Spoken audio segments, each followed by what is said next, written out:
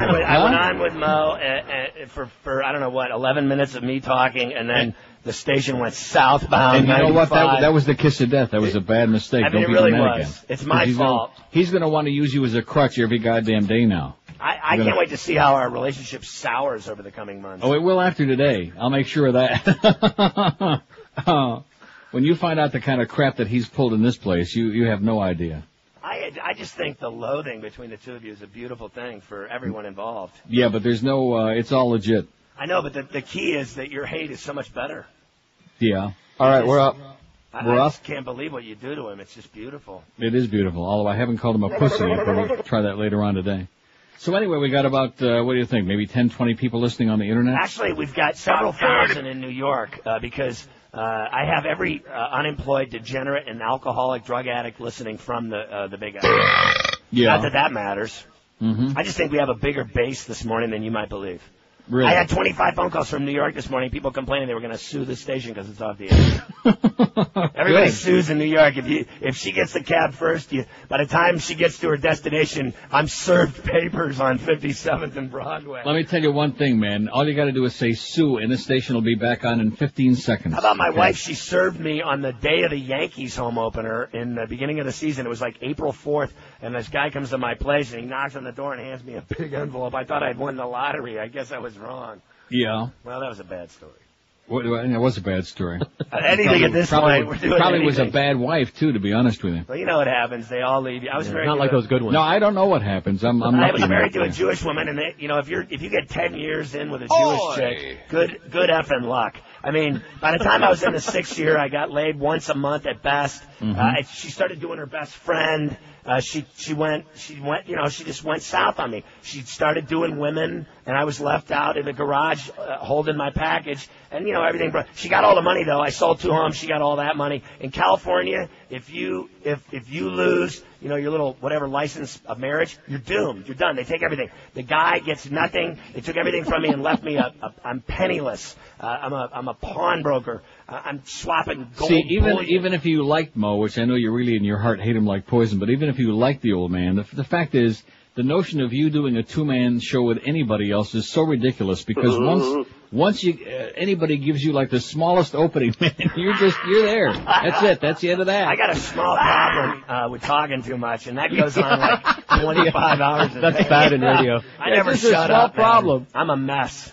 I don't think I'm good at anything. In fact, I think I'm awful at everything and anything that has anything to do with anything. But the only thing I can do is give me a mic and turn it on and ask me a question, and I'll take the thing that I find amazing, I mean, I can't even begin to describe it, is the fact that, see, when I first heard you on ESPN, and then you were doing the Thrasher games, somebody sent me a tape of the Thrasher game. Yeah. And I thought this was shtick. And I kept telling George, how can anybody talk like that for 4 hours or even for 4 minutes? And not just because if I try to do that, it just tears the guts out of my vocal cords. You know what happened? And now I'm listening to you and I realize that's your real voice. Yeah. You know the hockey games, the funny thing that they got pissed off about was I was always in trouble. One of the reasons was I would call a fight, and let's say the fight was down in the corner, and the 2 guys fought, and then, they'd separate them, and they'd go to the penalty box. Well, typically, the game had restarted. They were at the other end on a power play, 5 on 4. There's 2 shots already on. I'm still back in the corner doing a fake fight. The guy's got his thumb in the guy's eye. We do radio-only games. I would say that the players were bleeding like the Exxon Valdez, so their wives at home in Atlanta would be mad at me. And then we lost to the Devils one night, 9-0, and I said we were taking it in the ass. That didn't go over. Yeah, I heard about that, yeah. Somebody told me about that. Yeah, and, I just had, I would call players that had no talent. I would call them slow, pussies, talentless, hacks, worthless. I make more money than them. Somebody said, what's wrong with the team? I said everything. We have no goaltending, no speed, no depth, no coaching, no talent, no draft picks, no money, new arena, no one fills it up. I think they thought I was negative. I can't imagine. Well, like I said, don't count on doing the Panther games. Listen, you talk about a thin-skinned organization, man. You haven't encountered anything like the Panthers. Can you believe that Mike Keenan's my friend? I know this guy, and he actually is nice. I don't think he's nice to his own family, but he likes me. They are really thin-skinned, oh boy, I'll tell you. I can't believe anybody. Not as thin-skinned as when the Murrays were here. When Torrey and the Murrays were here, that was brutal. And they were brutal. Have you been into the Foster Hewitt press box? No, I actually have not been in the Foster Hewitt Memorial. I've seen it many times, but I've never been in it. It's a great press box. Although I am good friends with my buddy Joe Bowen, who's the greatest Yeah, in the world. he's a great announcer. I was honored when I met him. And, I always said that when I first joined the league and got to call the game, somebody asked me why you wanted to do it. I said, because I love hockey more than money. I walked away from a syndication deal that was, I was in like 100 cities. I was making a ton of money. I walked away from it for nothing, and it was because I love hockey so much. I said, if I could be in the Hockey Hall of Fame someday as a broadcaster, that would be the greatest thing ever. I lasted one season. Yeah. I was gone. 14 for Atlanta. Willie Plett, number 25. There's a shot. Palmateer didn't That's not see me. it, but it was off the target. That's Bill Hewitt. It goes to In fact, look at Turnbull. it. It's the Leafs in Turnbull for Atlanta. Hutchison. Why is it Not that for I'm Lanny not like McDonald. calling the game? It's on Leafs TV. Did you know there was a Leafs TV? Oh, I knew that. What did I call it yesterday? The CBC, and what's the other one up there that does the games? There's two of them. TSN. Yeah. I think that TSN were the ones that spent the 24 hours with me. They did everything. They even took a shot at me taking a dump. CBC wouldn't put up with it. They're too staid. They're too. Yeah, they got Kelly Rudy as their top guy. Mm-hmm. He yeah, blows. boring. I mean, that's torture. Well, the funny thing is how they can make a game in November seem like the seventh game of the Stanley Cup Finals. Yeah, I mean, every true. game's the end of the earth. Well, But because- I like going, like Montreal, I went to the game. I like going into the old Montreal Forum or whatever, where everybody chain smoked and smelled like wet, dank horse cigarettes. Like Yeah, the but that's because hookers. they were French. How about everybody in all the Montreal? frogs smell like that. Yeah, they're about as French as I'm German. Okay, people from Montreal that think they're French suck. Yeah, you're real French. Okay, they're parlez-vous français, madame? Oui, oui, et la boo. Here's the facts from PR Ralph. Put the goddamn show on 96.5. Take them off the air. That worthless pieces of crap. You'll draw more. Yeah, let's go on FM. Let's go on FM on Power. Yeah, that's it. You and Or me at doing the, hip hop. at the very least, get rid of that Schmidt-Kicking music and put us on Kiss until we get the transmitter fixed. All of the chicks that DJ at the hip hop station are trying to get in bed with me. I haven't even been here 2 days. Anybody that's listening on the internet, you can see now. Are you going to check the calls, Beaner? I was, but Beaner's in here wearing sunglasses. It's Take 'em if you pouring want down rain. He's Yeah, they higher don't come than no more light. cooler than yeah, that's him. the thing. My eyes are too red. He went You down were to going the to parking take the lot. calls, but what? It sounded a little bit too much like work. Is that it? Yeah, George. Because we might have a vast audience out there listening on the internet right now. We're off the air, man. Pop We're on off on. the air. I should pay you rent to use the studio every And morning. the rumor that I'm hearing is that Mo dropped the bomb. He's been threatening to drop the Oh, bomb for that was months. a That's the great rumor I'm one. hearing. Yeah, he dropped the bomb. It really is nothing. Can you imagine that guy taking a dump? Oh my No, God. I can't. I don't want to think about it. I would clear out of that. Do you think that the muskrat actually moves as he like squirms around on the seat? Do you think the muskrat Dude, changes when I the went position? golfing with him, I actually spent like 8 minutes doing quick looks over there to see if I could count the sand trap. You do realize that he's got different pieces for different Listen, days? the abuse that you hand this guy's family, I think that's why, I won't even say it. Yes, I will. That's probably why I won't say it. It's not on the air, man. Go ahead and say it. We're not on the air. We're just on the internet. There's nobody listening. That's probably why his dog died. Can't believe you're holding anything back. This is just for the web I feel horrible for him, though, Special because I treat. know what it's like to lose Wait a wife minute. and Here's a dog. call in Miami. loaded. Hello. Is this me? Yeah, That's you. Are you listening on the internet? No, I'm calling my cell phone, so I can't get you on the radio, and I'm going nuts. Yeah. Well, just talk to us anyway. Just pretend like you're on. You are on. Well, How did you like Pharrell's first show this morning? I missed it. Yeah, so did Now, everybody you were else. great. Yeah. Yeah, He didn't make a single mistake in 2 hours. I was proud of him. It was one of the worst coifs in radio history, man. You talk about fumbling at the 1 yard line, fourth do and it. goal, coif. It was a Do it Sammy again Smith for me special. Tomorrow. Dude, it What was is it? awful. When are you going to be back on the radio? Tomorrow, supposedly, if God lets me. Whenever the Beasleys can afford to get a new final tube for the transmitter. We drove past the transmitter. Our engineer was smoking a glass pipe. Is the only thing I saw. It used to be He the was final shaking. tube. His eyes were really big. What a great start for the new lineup, huh? That's QAM, man. We may not be good, but at least we're consistent. Hey, I'll tell you know? one thing. At least we went to Plan B. We had both TV stations out here in 5 minutes. The one guy said I was dangerous. He took the mic back from me. Some black Neil. guy. He turned on me. Yeah. Yeah, I moved here 12 years ago. You've been God ever since. And, Farrell, however you say it, I think I'm going to like you too. Thank you very much. It's Pharrell. Pharrell. There you I go. got it. It's easy. Thanks I don't a lot, matter. It's pal. my middle name.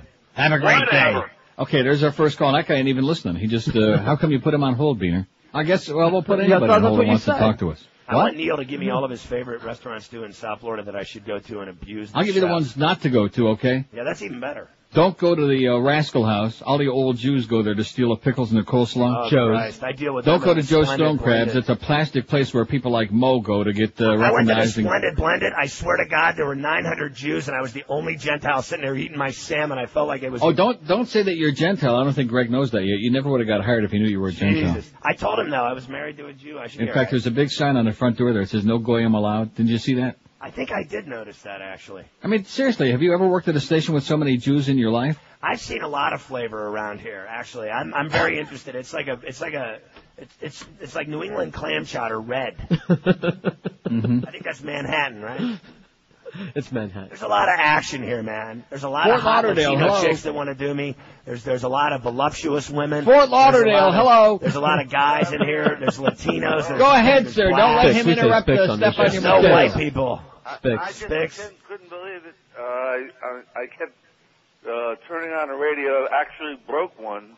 Yeah. What's this guy talking This about? is Are you on our, this is our heroin? crowd. This is our crowd. This can't be possible. Yeah. On the How long first day, you guys after all been this down? big build-up, What? after all the big build-up we gave, the first day of this big new schedule, and now look what we And then the got. first thing I do, I sit in this lovely, amazing, high-end, expensive studio, and I have a big package sticking in front of my face. And it's Neil's big hog leg right in my face. It's enormous. I can't even... The only thing I can see is a large hog dripping with some morning action on it. This is awful. Is there Visualize. any We're all about idea visualize. when you're going to be guys going to be back on the air? It looks like... I followed you up and down the West Coast. I lived in California. Thanks, dude. You look like you sound like you're from the high desert where they grow that purple. Wait a minute, you were on the West Coast? What? I'm talking to him. You were on the West Coast? No, No, not you. I'm talking to Yeah, Scott. I did the show, my national show I did from Lipstick City. Oh, my God. There was nothing worse. Christ. Everybody there was fake. The boobs, the doctor, the plastic, the people, the food. I hear even the drugs out there are fake. Just every synthetic. Yeah. Just a lot of chicks with big, huge Botox lips and big fake rack. And I'm a big fan of George big might fake like rack. that, though. Plastic, just like all the people in Boca. That's another place. How did you land in Boca? Who's the girl that does all the promotions around here? She's got a big rack. Doreen. She's got a big ass. So Doreen with what? a big I'm ass. like, she comes Oh, around me, no. I get flustered. I'm going to tell you something, seriously. Even though I haven't known you that long, it's like a matter of minutes, and I'd lose all my respect if you told me that you got the hots for Doreen. No, I don't have the hot spot. You must not have looked very close. All You must- morning she followed me around with her big rack, and I didn't know maybe what to you do. got I a was bad flustered. head She cold kept and telling- your nose is stuffed up, okay? And No, didn't she catch kept the telling aroma? me, my girlfriend is hotter than a pancake on a skillet. I call her 34C. But this woman followed me around all morning telling me to take my shirt on and off, and her big rack in my face. I got flustered. And the weather and the lightning and the tower and the antenna and all the spicks and everything else around here. All right. I'm under so much pressure, Neil. What a great debut, man. I We just want to want give you a come good to send-off. Toronto and just, I don't know, go to Armadillos with you. Thanks a lot, Pally. Thanks. Can I listen to the show from on the? Smoke a joint and turn on your computer. Yeah, smoke a joint and get on the internet, okay? That's what we're doing right now. Boy, Neil, this is No. one day you'll never forget. Is this Are you gripping? Are you positive that we're not on the air, George? We're positive you're not on the air. We haven't been on the air 'cause- since I wanted 10 to say bullshit at least once. All right. See, George wanted me to say the F word, but I don't want to see, and I would say it a whole bunch of times. In fact, I'd like to say it on the air, but I don't trust this outfit. And then it'll get on the air, and then they'll say, "Oh, gee, we're on the air," and it kind of, I'm positive a that's couple going to happen. times, real quick. Come on. Huh? Come on. What, bullshit? Do it. No, Say the other what? way. Do it. Fuck. Real quick. Yeah. Fuck. Yeah, fuck! No, stop it! Jesus. You're Wouldn't my it- lawyer. That's enough. That's enough. Wouldn't that be great, though? Can you imagine how wonderful that would be? I mean, see, I've been screaming for years about what a bunch of bullshit that is about the American public, God. buys into this crap. The word police deciding what words we can say on the air. Could say, can you imagine if we could just say whatever the hell we wanted to? I think that would be great for business. Oh my God. I think you already make a ton of money, and all I know is if they let me cuss, I'd make more. Mm-hmm. I would make so much money. Do you know, I mean, they'll take any money around here. I've noticed that. They got every strip joint in town. Christ, Joe and Mark do their show from 2 to 6 at Sunrise Service at some whorehouse. Look up on the wall. Point him at the sign up there. That's our motto. Just give us the effing money. I'm all for that. I'm going to incorporate that into my show. In fact, when we send out the contracts, when advertisers sign contracts, on the contract it actually says, don't expect your spot to actually get on the air. Just send us the effing Now, money. where In other does words, we don't really your care. car deal, the Neil deals? I told him yesterday I did the order of cars I wanted. I said, I wanted a Caddy, Mercedes, Beamer, Jag, then Infiniti, then Lexus, and then everything else. Don't call me.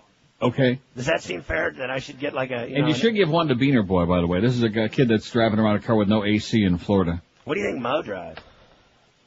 I know. I think it's a Jaguar. I'll tell you what he drives me nuts. Expedition. Drives me nuts. Is that his? Yeah. What? Yeah, he's got that white Expedition that sits out I there in didn't the know morning. I've had 3 cars stolen. One in Pittsburgh, one in Chicago, and one in New York City. I just had that one. They found In it fact, in Philly. now that you know which one is his, George, I don't want to suggest no, keying that's the way anybody's. Enough said. I'm hoping they let me use the 560 van every day to go home.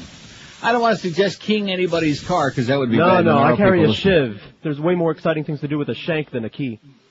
You know they got a lot of whores on the wall here while He you're knows. gone. You know, we got more calls now that we're not on the air than I'm we looking usually at- do when we're I'm on the looking air. at That's the Anna amazing thing. Kournikovas, We have to take all those down before he comes I'm back. looking at Yeah. Anna Kournikova's crotch as we Right. speak. That's my favorite crotch. That is the best. I got news for her. She's a bull. bulldog. I don't care what any of you guys Whatever. So It's better, guys. Big red I oak would like trees. to be her butler. She's Anything. got I'd tree clean trunks her for legs, toilets. man. I don't even think she's that important, but boy, this crotch shot. She's a hottie. I think she's just a beard for Pavel and Fedorov. Here's You know, I know Miami. for a Hello. fact she's done all those people. Miami. Hello? Yes, sir. Hey, how are you? Great. Say hi Boy, to I Scott tell you, Burrell. when you can say the word shit, that's Yeah. great radio. Isn't it? Awesome. Shit.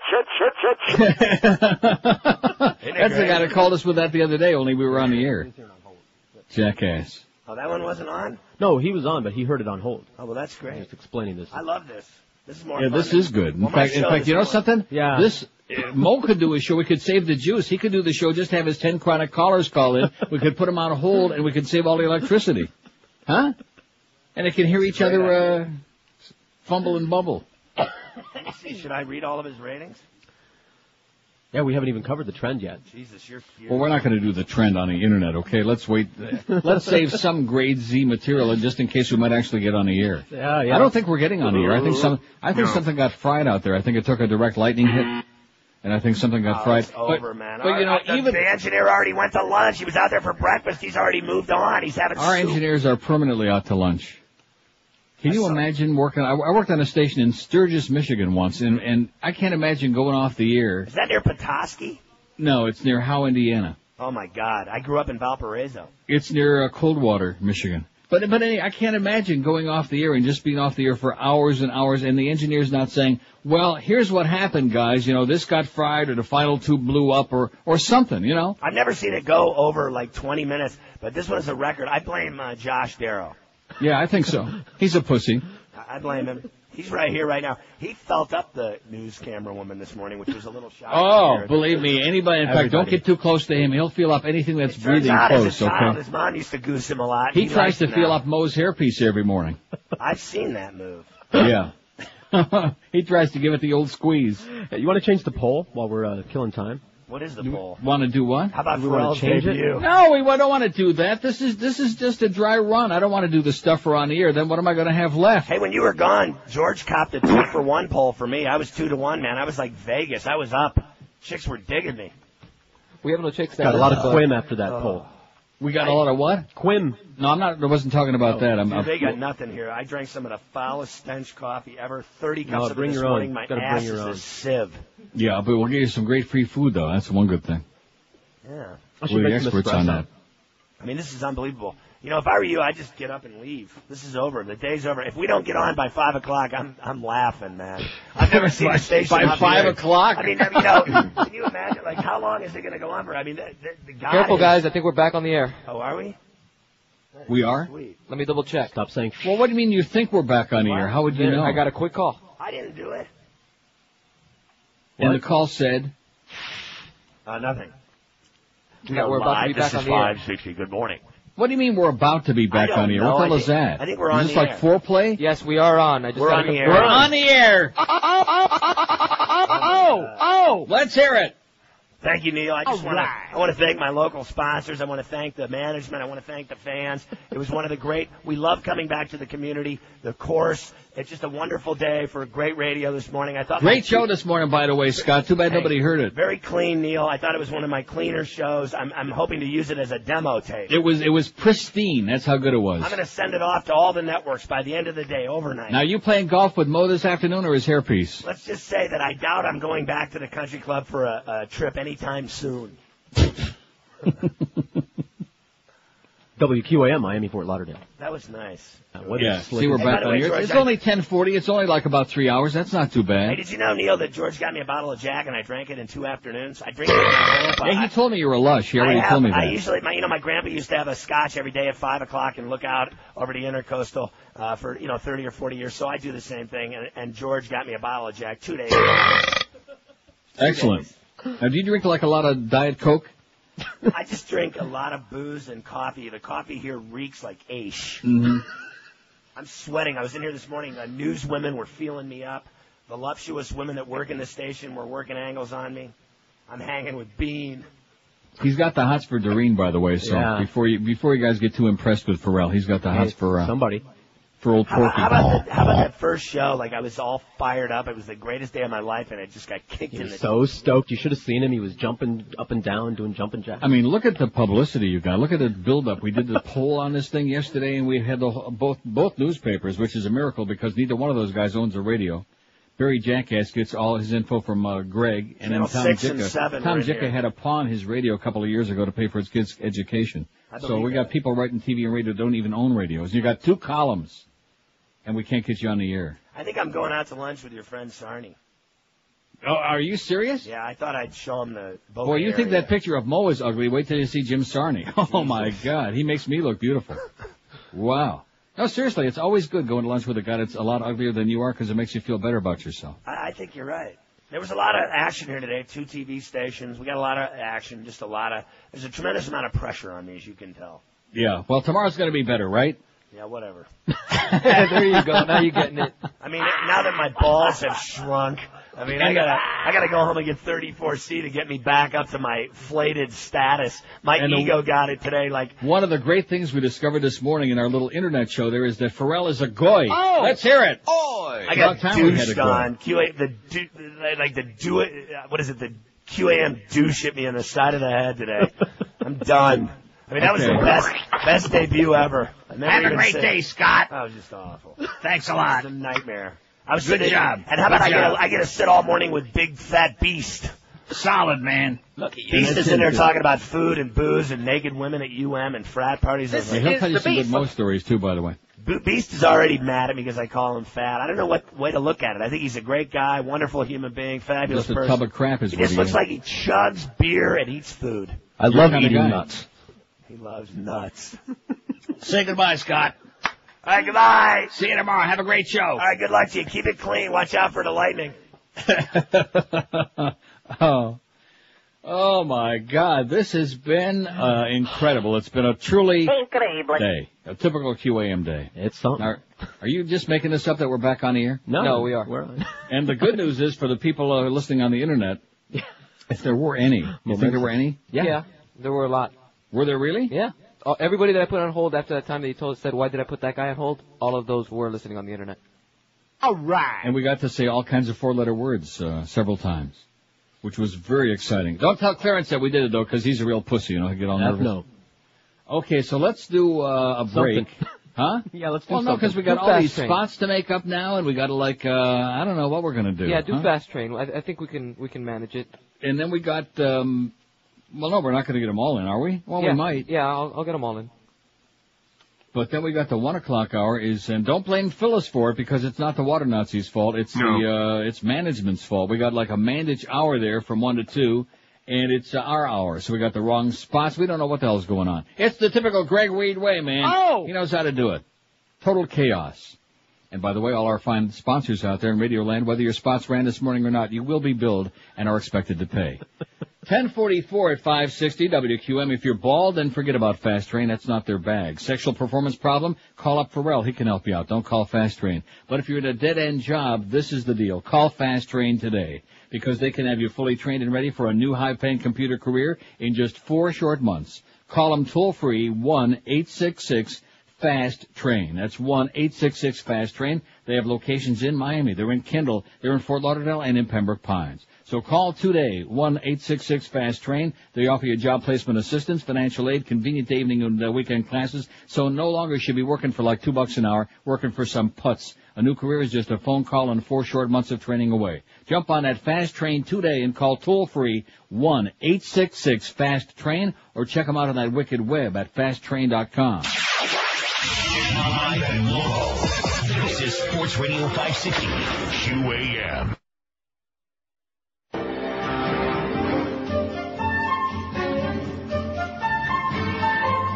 All right, welcome back to the Mo Howard and David Show on your More Mucus station. We got a special guest joining us today. Oh, no! Not Arthur Fiedler again. That's Jay Fiedler, you numbskull. No! And that ain't him either. Costas? I'm even tired of dropping his name. So how was the ratings party? I don't want to talk about it. Why? Was it... You see, I thought it was an all-nude ratings party. Clarence told me everybody there was going to be in the nude, so I shows up naked, and everybody ran out of there. Yeah, because you shows up naked. Nah, he told Luann the same thing. Oh, yeah, well... Oh, here comes our special guest, Pharrell, right? Well, what do you know? What do you say? You know, this here's got to be one of the premier radio shows on the air today. Why, of course. Oh, the farts and the bites. You guys are a panic, eh? What farts and bites? He's talking about Neil's show, Mo. Hey, let me tell you something. You gotta watch out for that spooge huffer. That guy there is gayer than laughter. Whoa, get a load of them hooters. What? There's no broads allowed in here. This here's a sports station. Ah, button the top of your shirt. All right, is that better? And your zippers down. What, are my pants? No, on your toupee. Oh, I suppose you want to rape me now, huh? God. Everybody else wants me for their receptacle? Why not you? There you go. No chance, you old bastard. I see enough of these cases in Boca every day. I want your job. My job? Yeah. Why, that's a different kind of rape. I'll have you know I'm the king of the station, and you have the gold. Who are these goons? All of us get out of here. Hey. Hello, Mo. Greg, what's the meaning of this? These large fellas are here to escort you outside. Oh, but Greg, you gave me the keys to the kingdom. I'm the king. Why, of course, Mo. You can always count on me. Yeah? Miss Carlos and Tim. Come on, sister. Let's go. Hey, get your paws off me. Drop that in tight blue. Oh, and just one other thing before you go. What's the noise? The noise. Take them away, fellas. 1051 at 560 WQM, a real interesting place. Don't forget, that's our motto. We are radio-ish. We had a little lightning strike this morning, boys and girls. Evidently. I guess that was the problem. I guess. Or bird. Or maybe a bird took a giant dump over the transmitter, and we went off the air at 7:52 a.m., right toward the ass end of the debut of the 5 to 8 a.m. Mo and Geldy show. So Pharrell, who, and of course Mo spent, in case you didn't get up real early this morning, or you didn't have the stomach for it, Mo spent about 15 minutes in there sucking Pharrell's ass so bad, Pharrell said he's going to have to go to the proctologist this afternoon. Unbelievable. Just sucking really, really hard. It was disgusting. You could hear all kinds of sounds on the air. I'm not really sure what it was, but I can envision. And I hate to break the news to you, Mo, but he still can't stand you. Hates you like poison. And came in shortly thereafter, once we went off the air at 7:52. In fact, the whole Pharrell show with all that big build-up and all the newspaper articles, Jicka and who's the other one, and Barry Jackass, a.k.a. Greg Reed Jr., and the TV cameras were in there. Channel 7 was there. Was there anybody else? Yeah, 6 or 4. One of yeah, them. there were like 2 or 3 TV stations in there to film the debut, to tape the debut of the Scott Pharrell show in the new QAM lineup, and we're off the air, boys and girls. That's the way we do it. Absolutely unbelievable. So during that off-the-air period, Pharrell came in and bonded with us a little bit and just ripped Mo an ass. He hates you, Mo. He can't stand you. In fact, he's taken up a petition to get your ass tossed out of Boca. Eric has that segment on the archives already, I believe. Dead serious. Wow, that's how famous that tape is going to be. That off-the-air conversation. Ask me one question. I called him a pussy. I said where he lives is filled with cheap, rich old dickheads, and they all are thieves and liars, and they all have mops on their head. That's a little bit of what Pharrell had to say to me about Mo. Well, what a giveaway. Yeah. The rest you can go on our website. Boy, Eric must be foaming at the mouth. Now, how did Eric get it? Because it wasn't on the air. Net. Right. The internet. What? Oh, that's right. We were still feeding back then. Is that what you're saying? Or No, the part where we were on the air, but not. I mean, when we were on the internet. Oh, I see. The part that we did on the internet. I thought you were talking about the part where Scott came in when we were off the air. So you're talking about the filler we did on the internet? Right. Which was, how long did we do that? About 20 minutes? Right. About that. Yeah, we did about a 20-minute segment that's on the internet. It's got all the words that you know and love are on there because it is the internet, at least at this point, is still uncensored. So we figured, let's give it a shot, you know? Let's throw in a F and a SH and one of these and one of those. We did leave several words out, though. So next time we go off the air. Right. We'll make a list. Yeah, see you next time. That was one of them. Yeah, damn it. Because he did mention Doreen. Anyway, here's the poll the poll result from yesterday. What a day, boys and girls. What a day. I mean, this company can find more ways to screw up anything. They could screw up a wet dream, you name it. They could mess up the Pope's outfit, anything in the world. Because it's just their nature. It's just the way it is. I guess they probably learned all these tricks when they were up there in the tree with that kid with the banjo and Deliverance. That's what Bob Vermouth told me. Here's yesterday's poll result. We asked, we gave you the new QAM lineup, at least what it was supposed to be today. And we asked, what's your take? 1,590 votes. Don't care, only listen to Neil's show, 532, 33.4%. A third of this audience only listens to this show. People with extraordinarily great taste, but we'd like them to spread it around a little bit because we need the numbers. Love it, big improvement, 529, 33.2%, another third. Third.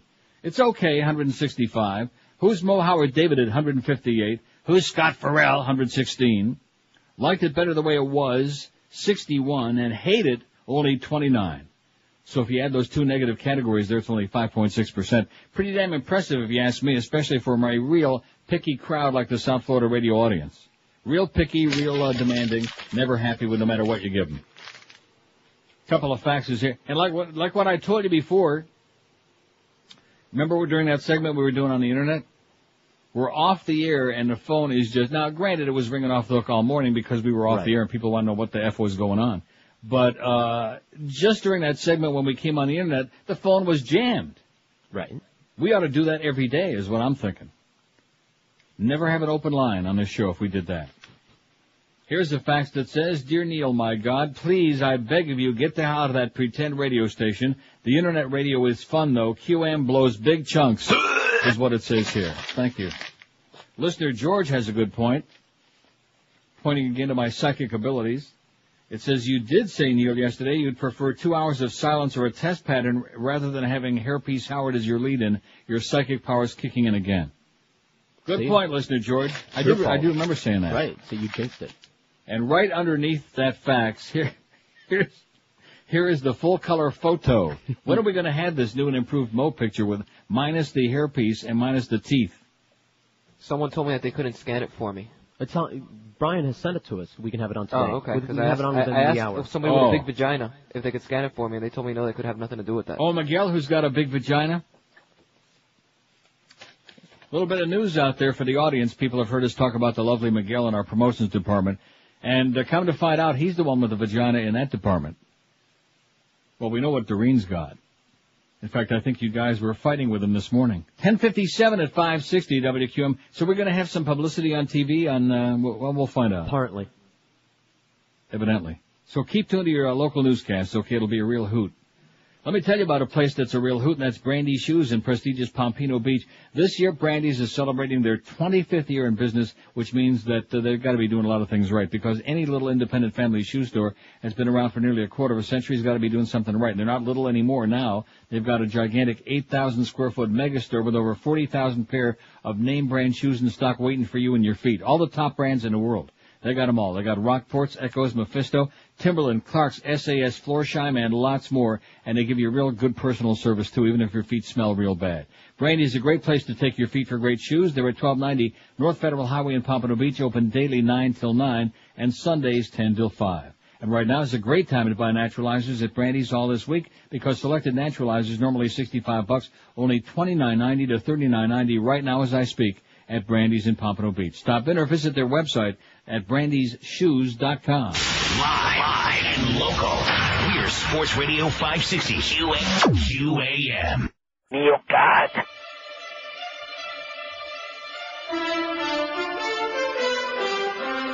This is Tom Brokaw, NBC Nightly News. Comedy legend Bob Hope is celebrating his 100th birthday. Recently, I sat down with the centenarian for a retrospective and a bowl of vegetarian chili that took its toll on both of us. Bob has been one heck of a ride. Pardon me. You think he'll ever perform again? Bit you back there, too. Is it true? Excuse me. Is it true that you used to sleep with the ladies with whom you worked? What was in that chili, Bob? Bob, I'll give you a name. You give me the first thing that pops into your head. Anne Margaret. Rosemary Clooney. Bob, did you give Minnie Riperton a little hope? Yes, that's right. All right, Bob, I realize it might be asking a tremendous favor, but do you think you could tell us your favorite joke from over the years? Yeah. Go ahead. Yes. Will they want me? Will they want me? Will they want me? That's right. That's one of my favorites, Bob. Very funny. It's Tom Brokaw for NBC Nightly News. 11:04 at 560 WQM. Happy Thursday to you. How do you like the debut so far? The debut of the all-new and improved QAM lineup, man. We could screw up anything. It's day-beautiful.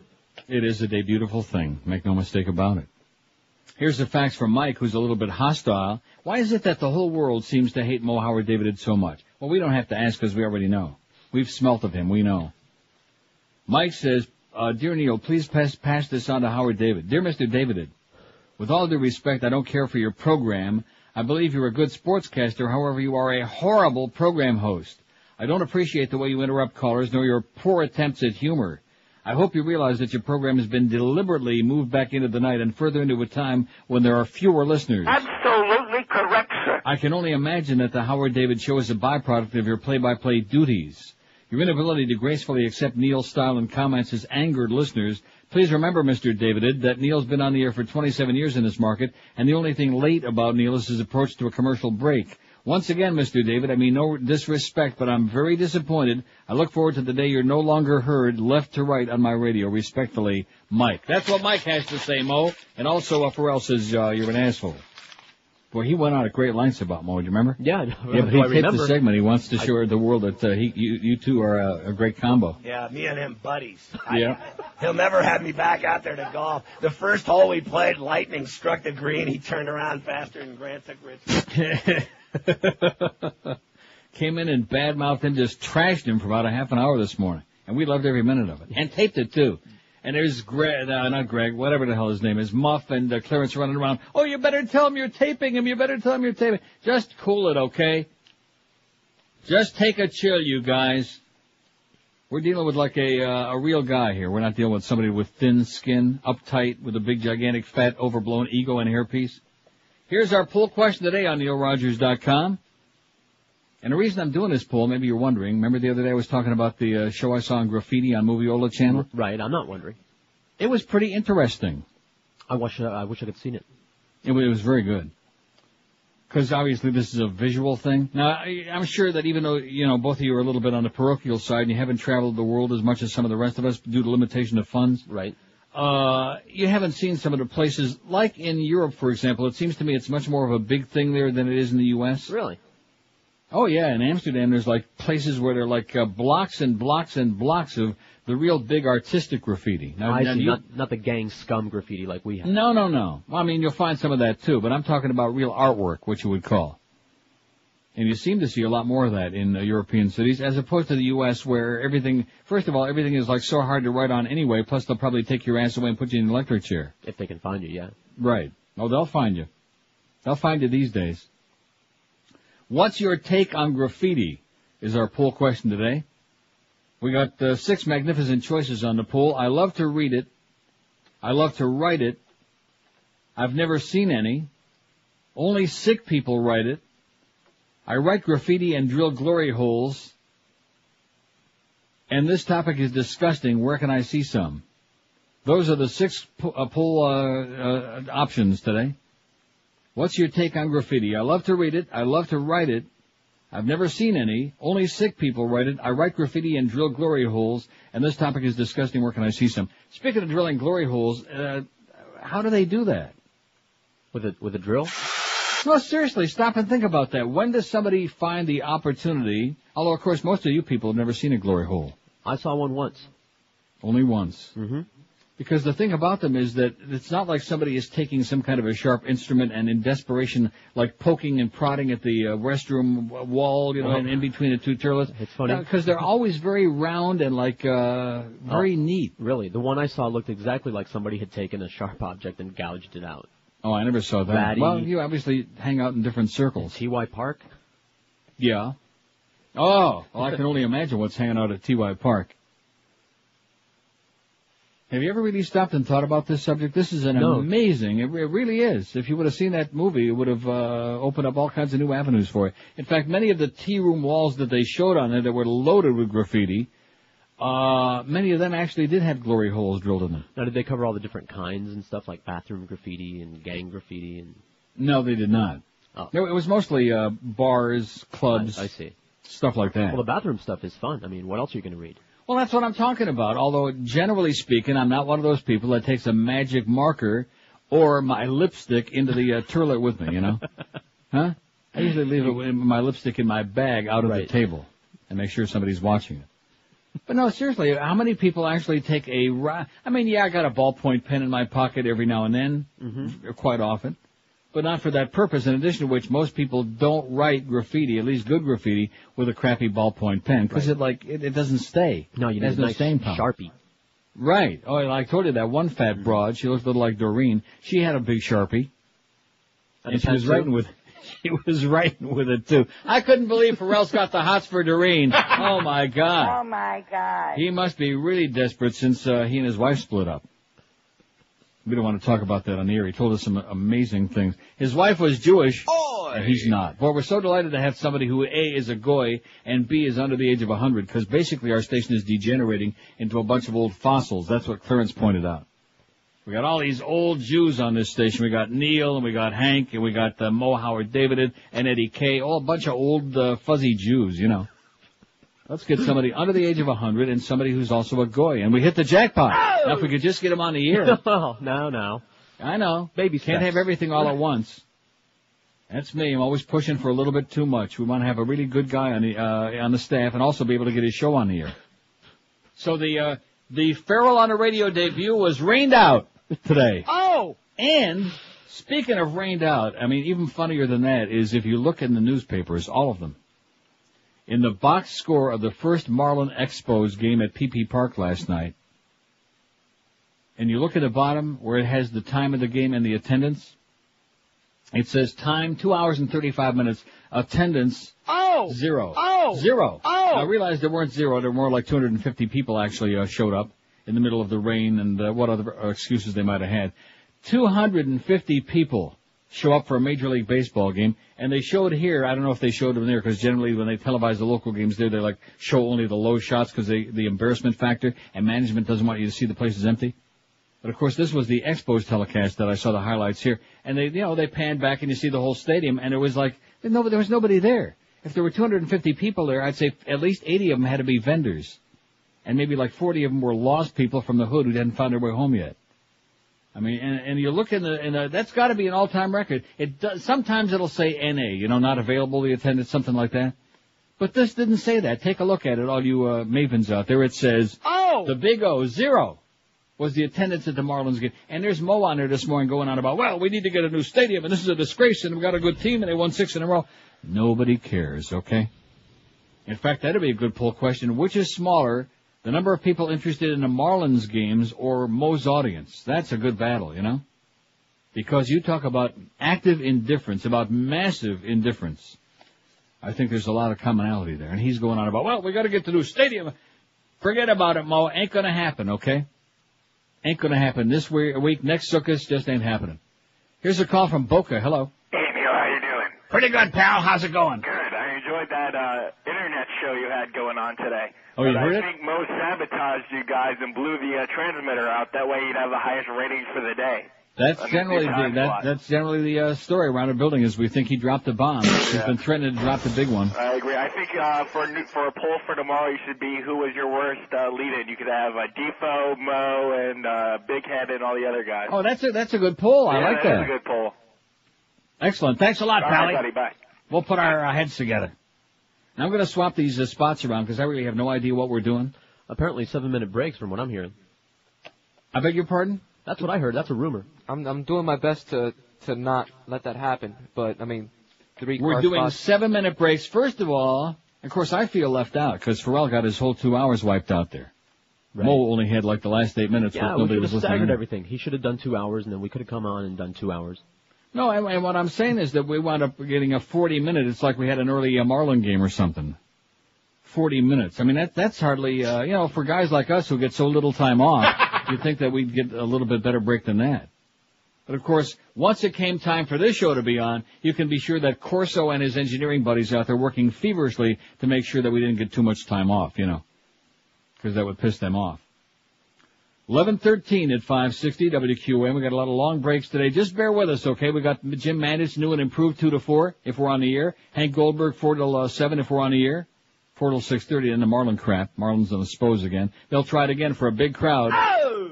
Eddie K after the baseball game. And look at this. They still can't get it right. It still says Joe and Mark 2 to 6 on his schedule. Clarence, can you get anything right, you idiot? No! The Neil deals keep on rolling from our good paisans Tom Levin and Joe Prieto at Hallett Pontiac GMC. Here are a couple of them going on right now. Neil deal number 1. Get yourself 0% financing for 60 months on every 2003 Pontiac or GMC in stock. Neil deal number 2. Get up to a $4,000 rebate on every 2003 GMC and Pontiac in stock. And attention current and former military personnel, get yourself an additional $750 rebate from your friends at Hallett Pontiac GMC. And right now, here's a Neil end-of-the-month deal. Tom and Joe will take an additional $500 off on some Pontiac and GMC's most popular models, but you better act right now because today is, the 29th? And this deal is good only through the end of the month. So you got today, tomorrow, and whatever follows that, and Saturday, 3 days left to take advantage of that. And, of course, as always, Hallett's got a great selection of dependable pre-owned cars, trucks, and SUVs. And if credit is a problem everywhere else, it's never a problem at Hallett. Even if you once worked with Mo, they'll still cut you a deal at Hallett Pontiac GMC. 13401 South Dixie Highway. That's US 1 across from the Falls, open every day, 7 days a week. For more info on these great deals, call the Neil Deal Hotline, toll-free, 1-888-534-4211. That's 1-888-534-4211. And don't forget, all Neil deals subject to credit approval. See dealer for details at Hallett Pontiac GMC. And don't forget, they do be professional grade. Live and local. This is Sports Radio 560. QAM.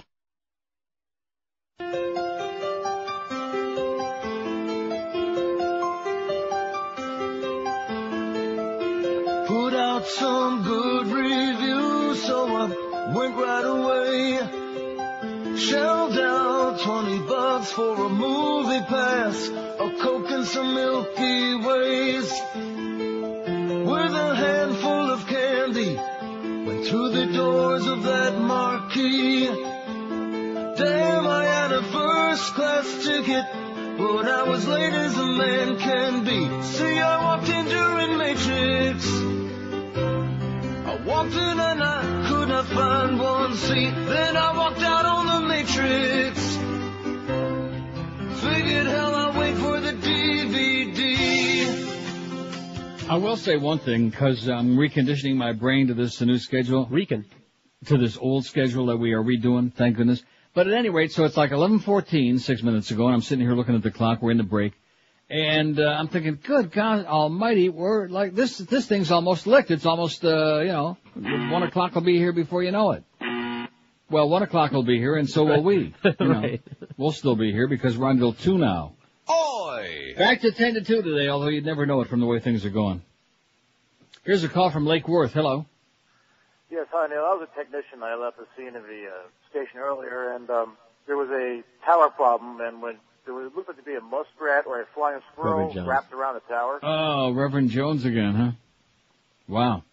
Getting a lot of calls about graffiti, and of course that's because the people who write the graffiti and draw the pictures and whatever else you'd call it, they don't want their voices recognized. Or they're See, if busy we had drunk. one of those voice shredders, we get a lot more calls on something like this. We could pretend we had one, like Rick and Suds did. There you go. 5670560, pound 560 on the AT&T and Verizon wireless line. What's your take on graffiti is our poll question today. 56 votes. Only sick people write it. 22 say that. Only sick people write graffiti. Must be a lot of sick people out there, you know? Yeah.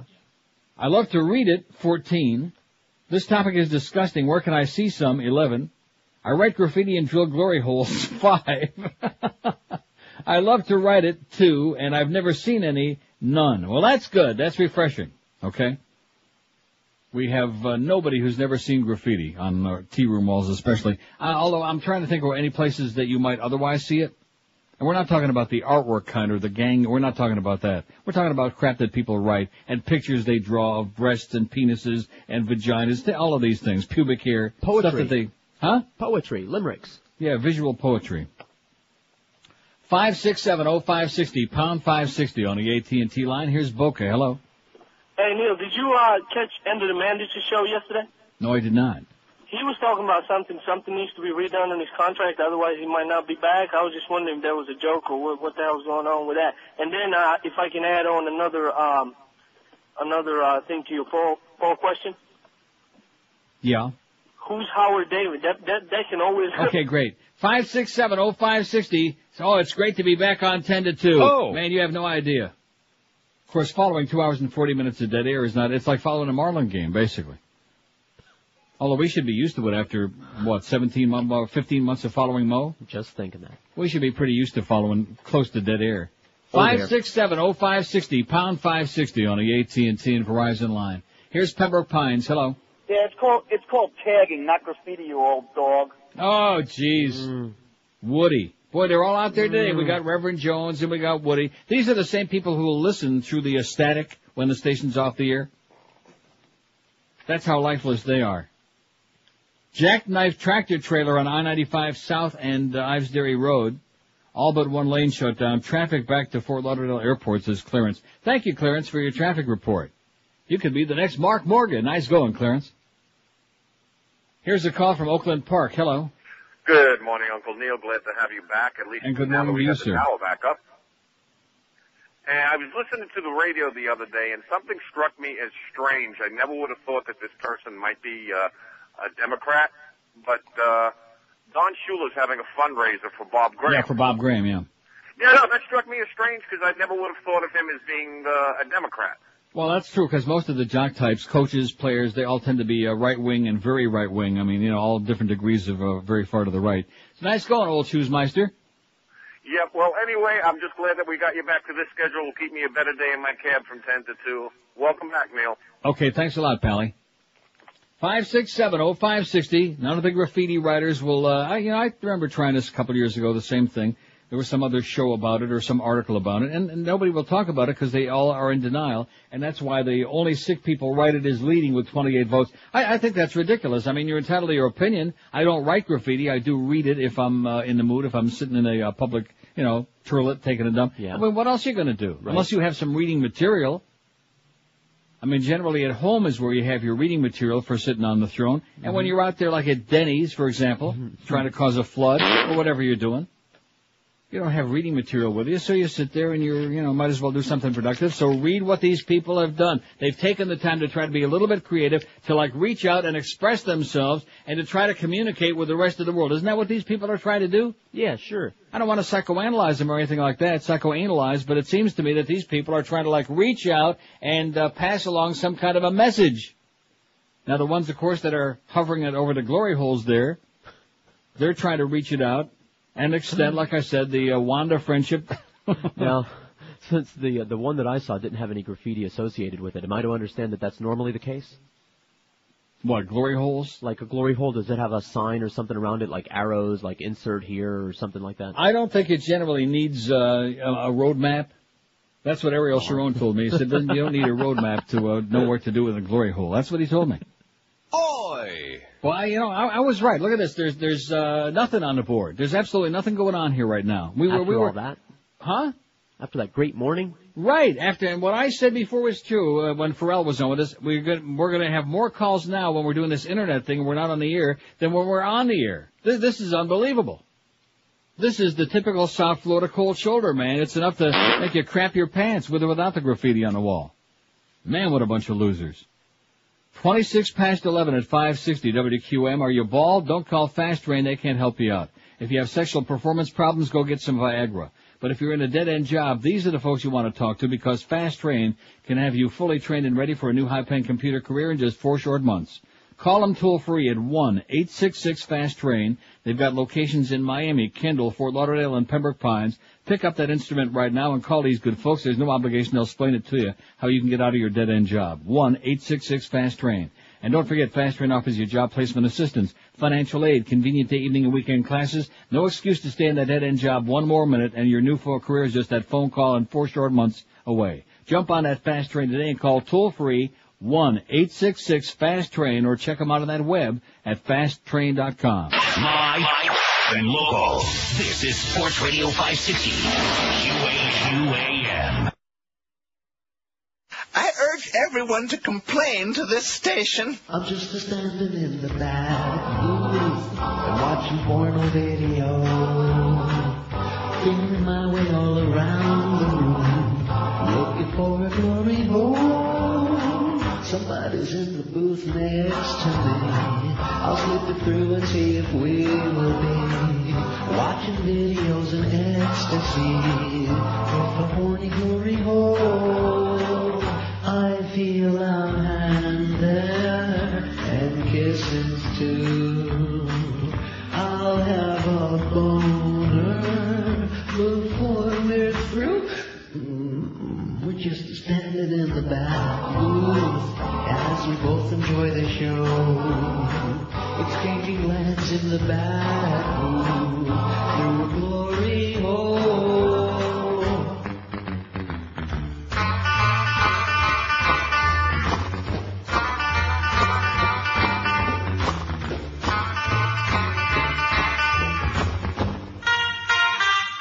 I have my tokens in case my time runs low, and I'll stand here stoking the glory hole. I hope it's nobody I know as I turn my head to better see. I hope he knows enough to brush his teeth, but then again I didn't feel any teeth, so how the hell would I know? I'm just a rockin' and a boppin' through a little horny glory hole. Squirt. 11:33 at 560 WQM. Happy Thursday to you, whether you like it or not. Sound like a bunch of unhappy people down there, you know? Can't imagine why, just because it's got, what do you have, about 30 inches of rain? Right. On the last 3 days. That's the way it goes. Sunny and beautiful here. It's sunny and 70 right now. Oh! It was only supposed to be 72 or 3, but since it's not even noon yet today, I wouldn't be surprised if we make 75 today in TO. Friends came out yesterday. Nothing really exciting, you know. I don't want to bore the audience with all these numbers because they didn't change all that much. We went up on this show a little bit in men, a little bit. Mo was pretty flat, dropped about 1/10 of a point. Really no major change. Hank went down a little bit, little tiny bit. No big changes. Power 96 kicked ass. WIOD kicked ass because, of course, this was February, March, and April, including the month of the war. Remember the war? What war? Yeah, exactly. Well, one that was real quick. Quick and painless and very well orchestrated on TV. A lot of heroes. So there isn't too much change there. Power kicked ass, like I said, had a gigantic book. What else? Party radios, they're disappearing. They're disappearing. You're falling off the edge of the map. Remember that horrible day when somebody, I don't want to mention P.D. Lenny, I think it was, put you up to putting Disney on the air with me? That's my opinion. I'm Mike Disney. Remember that? Right.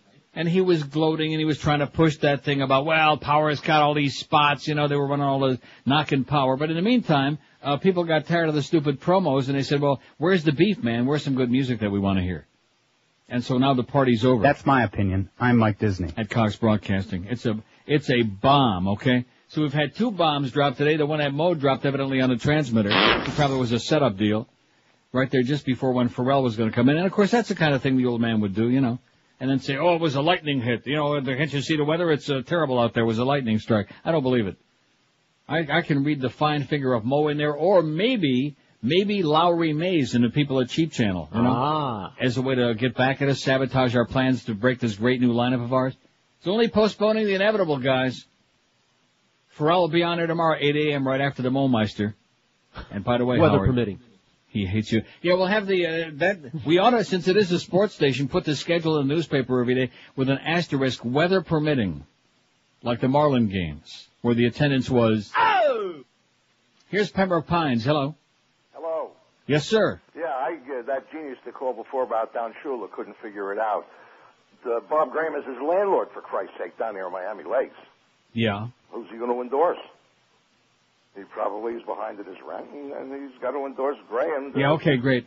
567-0560, pound 560 on the AT&T and Verizon wireless line. Like I said, boy, we had a great show on the Internet. I think I'm going to scrap the... No, I'm serious. I'm going to scrap the QAM thing, and I'm just going to go on the Internet. All right. Hire my own sales department, and we'll just do a show on the Internet. Say, bye-bye, Greg. It's been nice, but it hasn't really been all that nice. And go on the Internet, and you can use whatever the hell language you want, and you can talk about whatever the hell you want and say anything under the sun, and not have to, all tiptoe on eggshells all the time. Right. That's where it's at, on the goddamn Internet. We had a phenomenal response, and now it's, you hear what it is. Yeah. Same old crap. Here's Plantation. Hello. Hey, how you doing, Pally? Okay, Pally. Two things, well, maybe three. Number one, about 8 minutes to 8 or maybe even 20 to 8, Schmo's given, introduction to the new gentleman coming on, and he's like giving him oral, and he's like, making him his pal. He's like, he would never say anything good about you or anything, you know what I mean? Right. No, he's looking for an ally. See, he's alienated everybody else in the building. That's why it was so amusing that once the transmitter took the hit and we went off the air, Pharrell came in and we were talking for about a half an hour off the air, and he just ripped Mo an ass. I mean, just tore into him like Cray hates him like poison. Right. Also, last night... In addition to which, you'll find this most amusing. Mo, see, the reason that he did that, he brought him in on the show, is to try to convince management that the two of them would work great together. See, he's trying to get out of that late in the night thing that they're shoving him back further into oblivion. He's trying to, work his way back to the original schedule and prove to them that he would be great with Pharrell. And of course, obviously he failed, because number one, Pharrell hates him like poison, and number two, nobody is on with Pharrell, because once he starts talking, you don't get in one word edgewise. Yeah, he's excellent like you. But he still has a way to go. But last night on the news, Jackie Johnson was giving oral to a carrot and to a rhinoceros. Yeah. And that's one thing. And also, Neil. A lot of guys would pay to see that. Yeah. And also, this thing with the cruise lines and the newspapers down here, they kind of had all that money years ago to write how the gambling was no good because they were getting the soft money, the Knight Ridder people and whatnot were getting the soft money about don't vote for gambling down right. here. But the way all these ships are registered in other countries and the way it's a scam, the way the inspections go, that was a sad thing with those people, with the boiler. How could you use steam for an engine? I mean, it's unbelievable. Well, you say it's a sad thing. How about all the people that get raped on those ships and the fires they have? I mean, you're taking your life into your hands. And I gave up trying to talk people out of going because people have this morbid fascination with going on these cruise ships. It's one of the biggest scams going anywhere. And the idea that anybody's going to make any money gambling or any real money gambling on those ships, those day cruises or whatever they call them, it's a joke. It's a farce. And they're a big part of the reason why we don't have gambling in Florida. And have a great day, sir. Thank you. See, I don't want to do a Stan Wertheimer thing and go through that whole rehash it because what's the point? There's no point in it. It's not going to happen.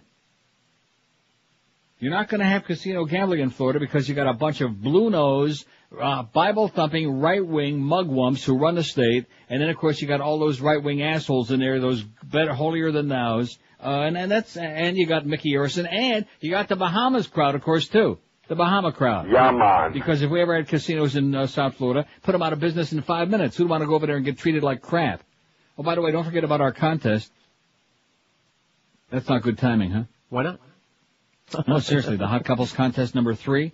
It's up on our poll right now. I guess we don't have any new entries yet, huh? Not as of today. I just checked. I'll be damned. Well, you guys better get with it. Thursday, June 15th, or whatever day that is. See, I'm trying to extrapolate from the previous one. On June 15th, what day of the week is that? We're checking out. Up. Is it really that Sunday. difficult? Like I said, on Sunday, June 15th. Monday, June 16th, pictures will be up on the web for voters to choose their favorite of all the pictures that we get. And then on the following Monday, the 23rd of June, a couple with the most votes wins. And the first prize is 3-day, 2-night stay for two at the Royal Oasis Resort and Casino in the Bahamas with the round-trip airfare on Laker Air. And we just love the Bahamas, don't we? No. Well, I mean, the price is right. You'll have a good time. And then we also have dinner for two at the Pizza Loft as one of the other prizes, and maybe another prize, but we don't know. But in the meantime, you can email us a picture of yourselves with your significant other to neilrogers.com and get the goddamn ball rolling, okay? No pictures yet? No. Jesus Christ I don't want to say it. I don't want to put myself into a negatory frame of mind, because yesterday I left this seat at 1 o'clock on a high, and even Mad Dog talked about it. I was on top of the world. And leave it to the South Florida thing, and then of course this deal with either the sabotage or the lightning strike, whatever happened to the transmitter, and our whole new lineup debut today getting thrown out of kilter. It's just the South Florida effing way is what it is, man. Live and local. This is 560. The radio's all yours now. QAM. Hello? Eisner? Yes?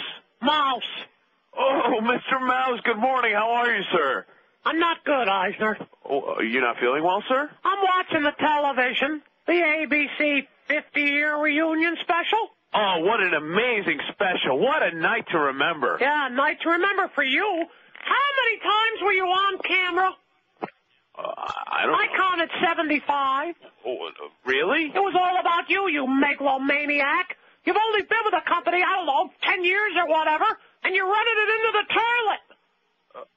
What did you think of my speech, sir? I thought it was terrible. You're awful. Why didn't I give the speech? Well, sir, since I am the president and CEO of the company, I thought... You're an idiot.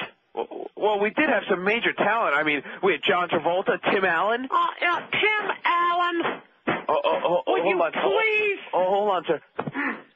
Stop that for a second. Who was that? No one. It's just to help you. You were saying about Tim Allen? That better not be Remus. No. He called in sick today. Oh, that's... I got paperwork up to my big ears. It's Remus, isn't it? Put him on. No, sir. So you were saying Tim Allen. Put him on. Is that Remus? Yes, it is, sir. Put him on the phone. Remus, stop that for a second. Sorry, boss. What'd you say? Hello. What'd you call him? Who's this? What do you mean, who's this? How you doing, boss? Did I just hear you call Eisner boss? Who's your boss? Who's your boss? You're my boss. I'm your boss. You're my boss. Remus? Yeah? Why aren't you here today? You called in sick. I'm taking some lost time, like Sipowicz does on the NYPD Blue. Lost time? Yeah. You work here, Remus. I've done tons of things for you. I paid for your rehab, didn't I? I've been meaning to talk to you about that, boss. Got you off the crack, Remus. I need a little refresher, boss. I'll tell you what, Remus. I'm almost done here, boss. What are you doing over there? Putting a jacuzzi in. A jacuzzi? It's a beaut, boss. Put the megalomaniac on. Hold on. For you, Izzy. Sir? A jacuzzi? Well, it's been very stressful these days, with the fall schedule and everything getting ready. I've been very stressed. You don't need a jacuzzi in your office. You're terrible. What stress? Remus. Why do we have Tim Allen? Well, Tim Allen, a major star for the company. Major star? He hasn't even had a show for years. I mean, sure, at first it was funny, the neighbor with the fence and you couldn't see his face, and Tim Allen making all those the grunting noises, but come on! Well, he is Santa Claus. I mean, 2 hit Santa Claus movies. Fire him! What? Fire him! Fire him! Fire him! Fire him! I'm trying to fire him! But I can't speak. Fire him! Tell Remus it's over! I'm docking him! Tell him I'm docking him! Remus, Mr. Mouse is docking you. He's funny. I'm no doctor. I can't even read. Not doctor. Docking. Forget it. Bunch of losers. Hey, man. 11:50, 10 till noon at your Mickey Mouse station QAM. How many votes we got on the poll on the graffiti thing? 154. What's your take on graffiti? Only sick people write it, 52. Boy, there must be a lot of sick people out there, you know it? Yeah, thank goodness. God. Thank God we don't have any of them in this audience. This topic is disgusting. Where can I see some? 36. I love to read it, 28. I write graffiti and drill glory holes, 27. Boy, no wonder they can't call us. They're busy. I've never seen any, 5, and I love to write it, 4. Oh, come on. You've never seen any graffiti? 5 people in this audience have never seen it? Do you believe that? No.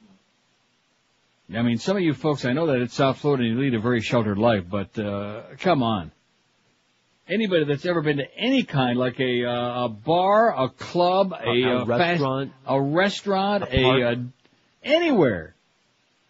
Any kind of a public tea room, or even sometimes otherwise, like in a park, just on walls, you know. How about at the office, like right here? At the office what? You mean in the tea room? Right. Do we have graffiti on the walls in there? Not yet, but...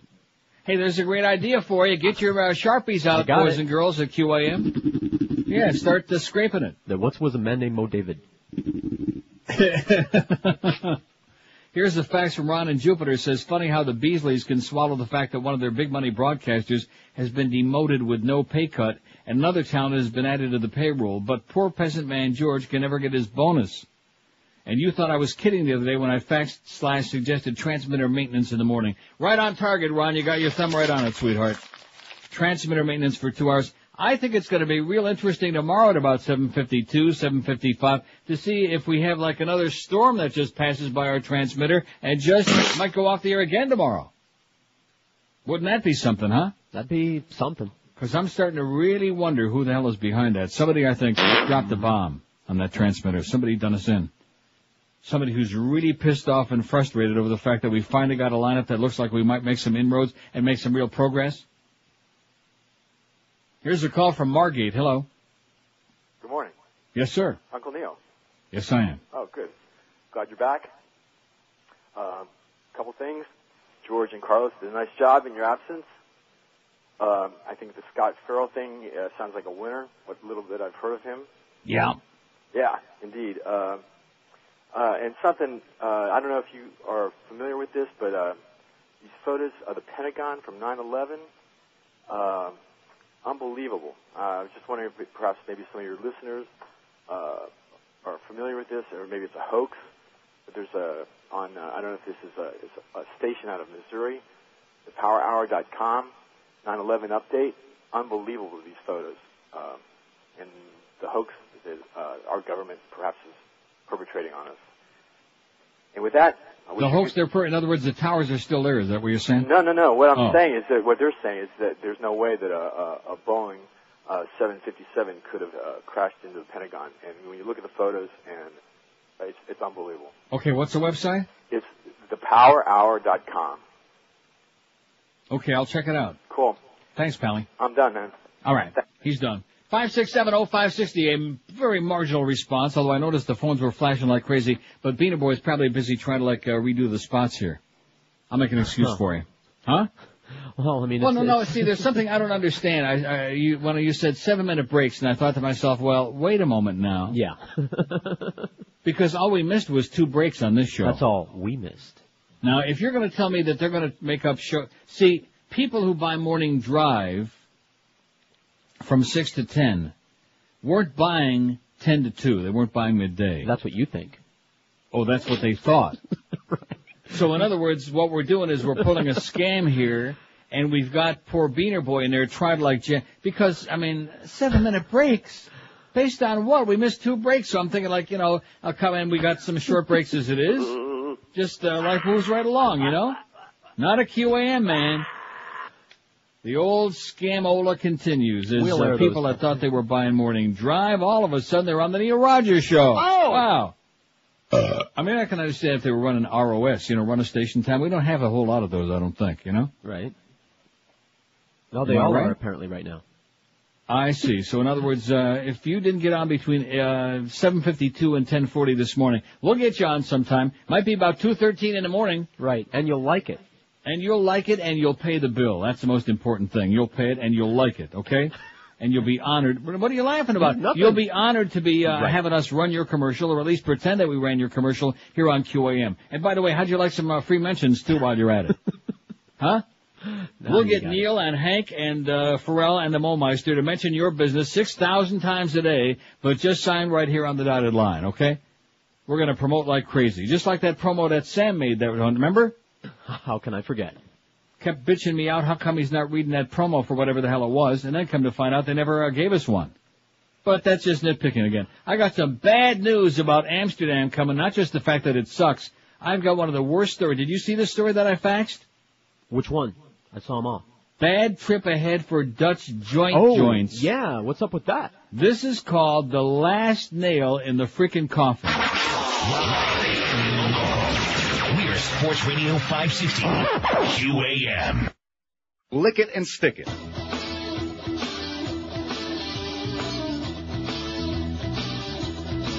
Well, I got no choice because I'm a boy in my corduroys. I expose my toys.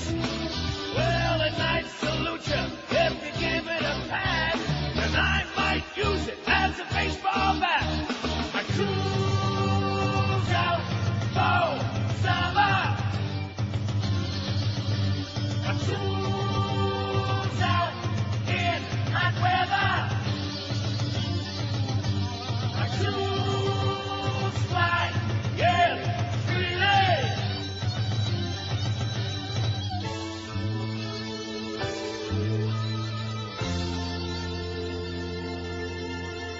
No constriction feels so good. See you round your neighborhood. Well, I got no class, and I got no principles, and I got no intelligence. In fact, I'm out of my mind. I choose out for silver. All right. I choose out in hot weather. I'm exposed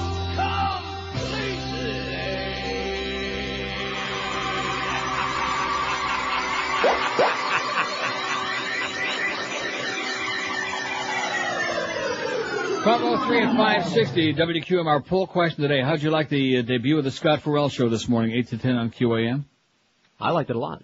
It was great. What's your take on graffiti? 191 votes. Now, we haven't had one call from one person who fesses up to it, who admits that they have written graffiti on a restroom wall. Right. Now, also another place you'll see plenty of it is in elevators. True.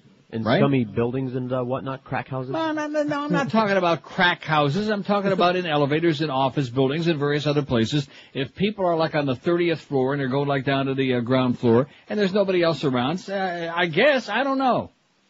I don't know what it is that I thought it would be kind of interesting to find out from these people. But our audience, as usual, they lie a lot. They lie.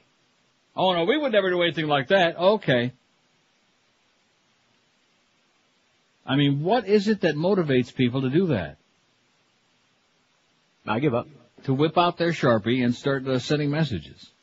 Anyway, here's the bad story. This is, and I told you, Amsterdam blows. It just, and this should give you an idea of what's going on there. Dutch coffee shops famous for selling cannabis are about to see business go up in smoke. Oi! Officials have just put the finishing touches to a measure banning smoking in cannabis-selling cafes.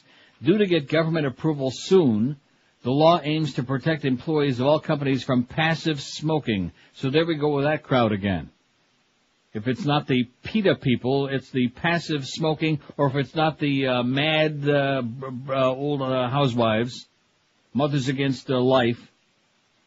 Any coffee shop that has employees will be affected too, said Trudy Prins, director of Dutch anti-smoking group Stivoro. Although cannabis is formally illegal in the Netherlands, its use and sale are tolerated under strict government conditions. Coffee shops, where customers can buy a small amount of cannabis without fear of arrest, are a major tourist draw. coffee shop owners were aghast. The whole point of going to a coffee shop is to smoke, said Arjan Roscan, chairman of the Union for Cannabis Retailers. You know what they're going to outlaw next? Sex? Coffee. Oh. Just to make sure you don't go to the coffee shop. Oh, it's got that caffeine in it, you know. Right. The Netherlands boasts around 800 cannabis cafes. Smoking a joint in an Amsterdam coffee shop vies with canal boat tours and trips to the flower market for a place on tourist itineraries. How do you like that? So there's one final nail in the coffin, and that should be the final blow to convince you, which I've been trying to tell you since I've been back these last few days. Do not waste your hard-earned money going to Amsterdam. It's, they've lost it. It's history. It was great while it lasted. Era's over, baby. I guess you waited too long. Yeah. Oh, well. Although Al will let you use the apartment. 5670560, pound 560 on the AT&T and Verizon wireless line. Don't forget our brand new lineup starts tomorrow. Weather permitting. Here's Miami. Hello. Miami. Hello. Yes, sir. Need, I want to put up graffiti on your ass, you faggot ass. Oh, God. 5670560, pound 560 on the AT&T and Verizon wireless line. Like I said, it only takes 24 hours or less for the South Florida crowd to bring you down from your state of euphoria into their state. That peninsula on the map, that hanging, drooping, disgusting thing. The state of Florida? Yeah, that's the one. Here's Miami. Hello. Uncle Neil. Yes, sir. Can you hear me? I hear you. Good. I'm under like a big downpour. I just want to make a comment on what that guy called earlier about the Pentagon. Remember that he was saying about it might be a scam, that it was never hit by a building or whatever? I mean, hit by a plane, I'm sorry. That came up like about a year ago on another website called www.rotten.com. Mm-hmm. And the theory behind it was that they were trying to cover it up because allegedly a suicide bomber in a truck just drove right up to the Pentagon and hit it. And that would have been so embarrassing, you know, such a lack of security. So they're allegedly that was the cover-up. Well, let me ask you this. If that's the case, what happened to the plane that disappeared? Right. That's the one part they don't really address too much. But I see. You know, the pictures are interesting. Yeah, the pictures make you wonder, but what happened to the plane? You know, it's like there's a little inconsistency. Wasn't that the one that Barbara Olson was on, the one that went west of Pittsburgh and then turned around and went back? That's the one. Yeah. And So I another guess quick that thing. maybe it just took off. They picked up Art Bell and they just took off in outer space. And another quick thing. I don't know if you're familiar with this little fact, but I figure I'd share it with you. Your favorite all-time porn star, Randy West, Yeah. is an ex-Hurricane, baby. Well, that answers all the questions I had. Played baseball for the University of Miami from 79 to 80, something like that. So. And man, is he ugly. The hurricane fucking blow! Amen. Okay, thanks for the bad news, Pally. Yeah, so that plane just disappeared, and it was a truck job, a truck suicide bomber. Don't forget the UFOs. And the UFO, and maybe Art Bell done it. In fact, maybe Art Bell, since he ain't on the air anymore, maybe he's the one that screwed up our transmitter this morning, huh? Hey, now. I think Ronna Wolf Fink done it, myself. Maybe Petey Bolger was out there diddling with our transmitter. Keeping the great Pharrell off the air. Seriously, the time that we did on the internet there, those 20 minutes, was so much more enjoyable than what this usual crap that we're going through again now. It's very sad. So sad. We'll get somebody before 2 o'clock. We'll have somebody call in and admit to writing graffiti somewhere, sometime in your life. I'll admit it. I'm not like one of those professional graffiti writers, but I don't remember even what the hell it was. Well, I do remember one time writing somebody's phone number on a wall. Yeah. I remember that. And I'm proud of it. For a good time. Yeah. And I also remember responding. In other words, there was a message that somebody wrote, and I responded like whatever I wrote, you know? Yeah. Because the message moved me to, I wanted to respond. I wanted to make a statement. You had a movement? I had a movement, and I wanted to make a statement. Now, it should please you to know. Yes. That in my favorite beer bar, the Billabong in Hallandale, there's a lot of pro-Neil Neely graffiti on that bathroom wall. Is there really? Yes, there is. Well, where the hell are all those people? They sure as hell never call me. They're having a beer. Somebody wrote it. See, that's what I'm saying. Somebody wrote all that stuff that you read, whether you think it's grotesque or whether it's filthy or it's sick, whatever you think of it. Where are they? I guess maybe they're busy writing it and drilling glory holes. Gory holes. Oh, my God. You got to go to Black & Decker before you take a dump. I guess that's where it's at. I mean, wouldn't it be a little bit obvious to walk into a public tea room and have like a power drill under your arm? I guess maybe you bring it in your satchel, huh? I think they have to use a whole saw. Because that's the thing now. As you travel around, this seems to be more and more of a thing. I used to think it was like a fag thing, you know, the guys like with a fanny pack. Right. But now everybody and their brother seems to have, especially in Europe, they have, what do you call those damn things? They're like travel sacks. Right. Bag. Strapped over their shoulder, under their armpit, up their ass. Right. They got their sack, you know? Mm-hmm. And God only knows what's in their sack. Maybe they got their Black & Decker superpower, you know, whatever they got in there. I know what they've got in there. Water pipes.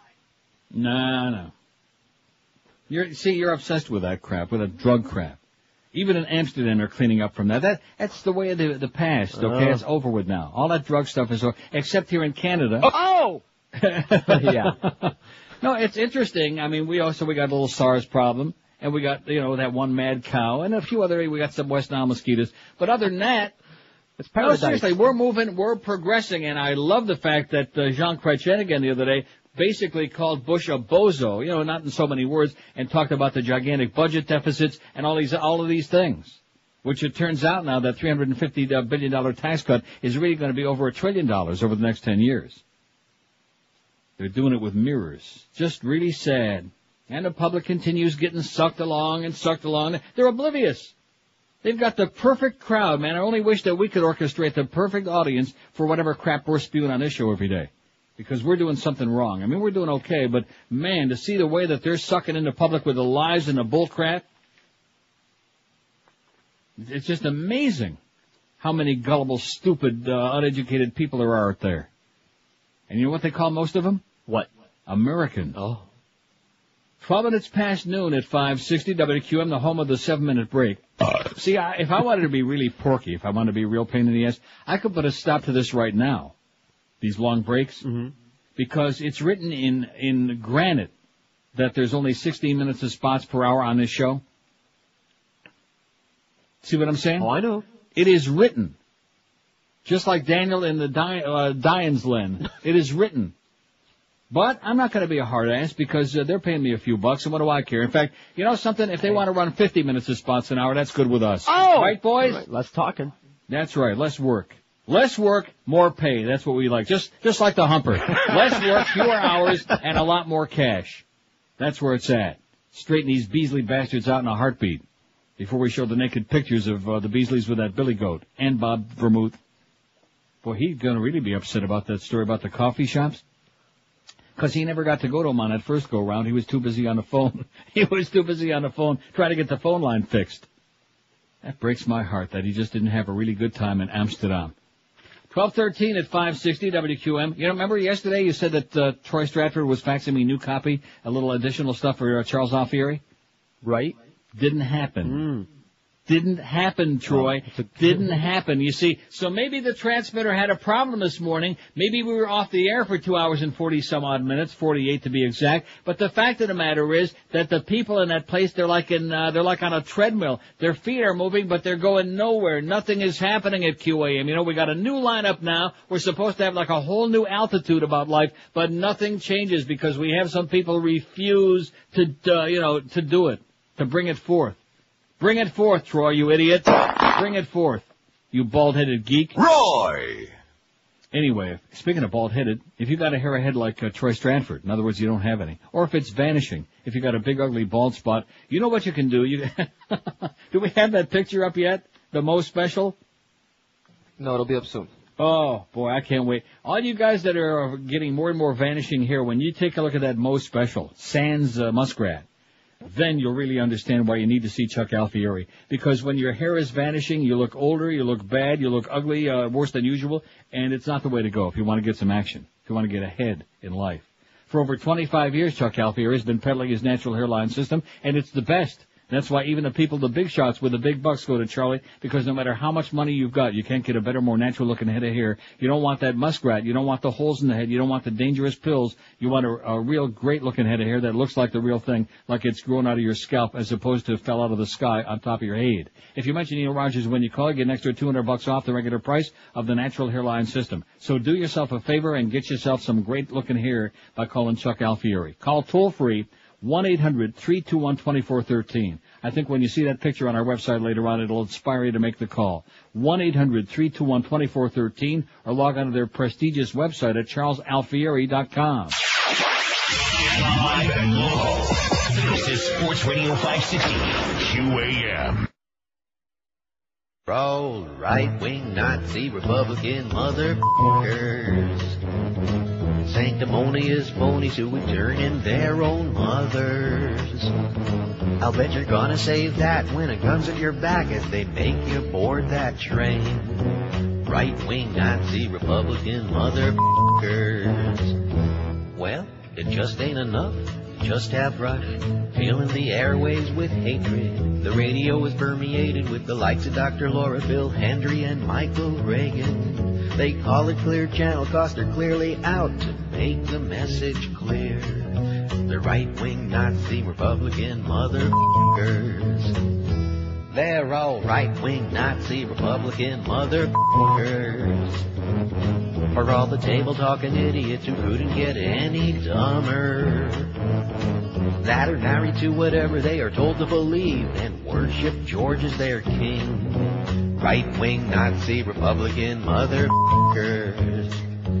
Well, the Democrats who crap their pants like a child at a scary movie have Terry McAuliffe who should go home and shut up 'cause he don't have a clue what he's doing. The Democrats have a death wish when it comes to deciding who they will run, and you can color them done if they run Joe Lieberman.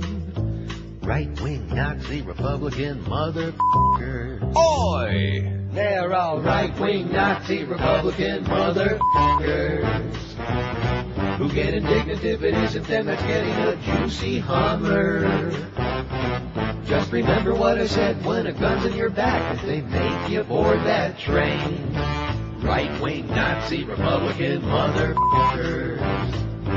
They're all right-wing Nazi Republican motherfuckers. For all the table-talking idiots who couldn't get it. 1222 at 560 WQM. Welcome to our debut day of the new format. It's called being off the air for a couple of hours. I'll tell you one thing. I thought I was going to feel a lot better about Pharrell being the lead-in. Well, I really feel he let us down today.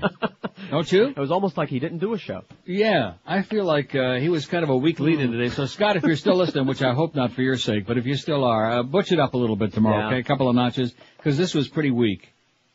Like 233 votes on the poll. What's your take on graffiti? Only sick people write at 84. You know, just on the surface of it, that is so ridiculous to me. Why do you have to be sick to write graffiti? Maybe when they read the question, they're thinking about all that gang graffiti, even though you explained it on the air. Nah, that's not what they're thinking about. They know what we're talking about on tea room walls, okay, restroom walls, and on bar room stalls and whatever else, you know? And maybe on somebody's balls. Huh? No, seriously, what does that mean? Only sick people write it. 84 votes, that's by far and away leading? In other words, because other people do something that I don't, that makes them sick?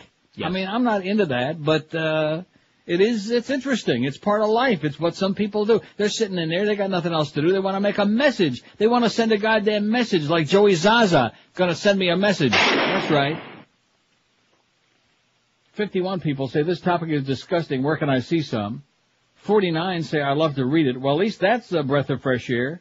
I write graffiti and drill glory holes. 37. That's from the Home Depot crowd. I've never seen any. 8, and I love to write at 7. 8 people never seen any graffiti? God. There is something really in the air. You can smell it in that town. I'm so glad. I'm so delighted. So what do you think of that Amsterdam story? I think it's disgusting and nauseating and tragic. And you mark my words, that's the start. That's only the beginning. Next they'll be cracking down on the red light district. They want them to be wanting to make changes there and to make it smaller and to cut it way down or eliminate it altogether. Who the hell knows? that is a city in the midst of self-destruction, self-immolation. They're just destroying themselves. And it didn't take long for the word to get out because, boy, there wasn't anybody there. You could go bowling on the goddamn cobblestone streets. Here's a call from Davey. Hello. You know why I like writing graffiti, Mr. Neil Rogers? Because I'm crazy. Here's a call from Weston. Hello. Hey. Yes, sir. All right. You know why you need graffiti? For Yeah. territories. You know those gangs. You gotta know where they're at. You can't just go in there and be nuts. And get the boat in San Antonio. Go Spurs! 5670560. I think we touched on a topic here today that's way out of the our audience don't get it. Well, apparently. Huh? No, they don't. This is not in their repertoire. Or at least they would like us to believe that. They're much better than this. This is something that only degenerates like Neil and George and Boner Boy. And what about Boner Boy? You ever written any graffiti? Written? No. Not a word? Not one word. Well, you better get with it. A good little beaner. You better get with it. You read it though. You've read it. Sure. Oh yeah. You've seen some. Yeah. See, the thing to me that's very sad is when you go into like a brand new restaurant that obviously they spent a fortune on, all beautiful new, a very fancy restroom, the whole deal. And then you sit down in the throne and you look around and it's just, that doesn't look good, you know? No. Although it has to start somewhere. Well. But I'd wait till the place gets run down a little bit first, you know?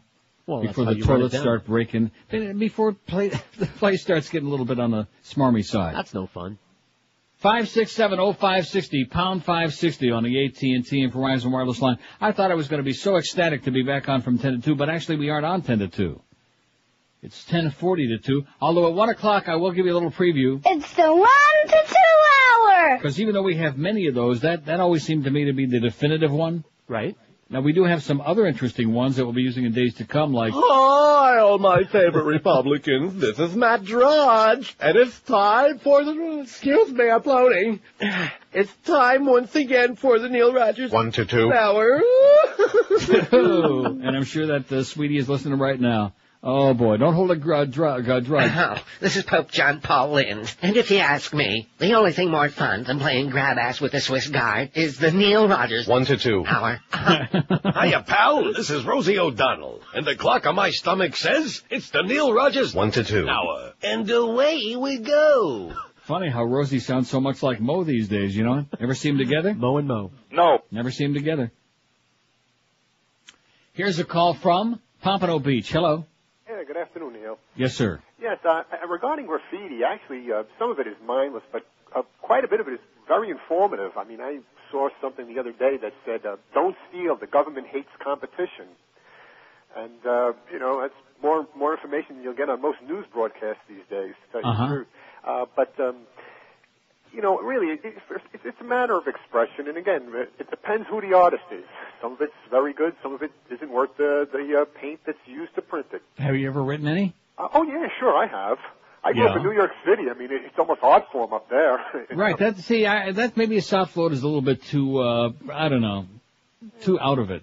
Yeah, Just out of the mainstream. That could be, but you were touching on something earlier about the present administration, and it really amazes me how here's an administration that talks about supporting the troops, and yet now they're cutting their GI benefits for the next 10 years, which coincides with... Nobody cares, my friend. I've talked about it till I'm blue in the face. Nobody cares. It's amazing, Neil. It really is. I mean, and people that I know that are very well educated don't seem to get it either. But, down the road they'll be crying when there's something that they're used to having. It just isn't there anymore.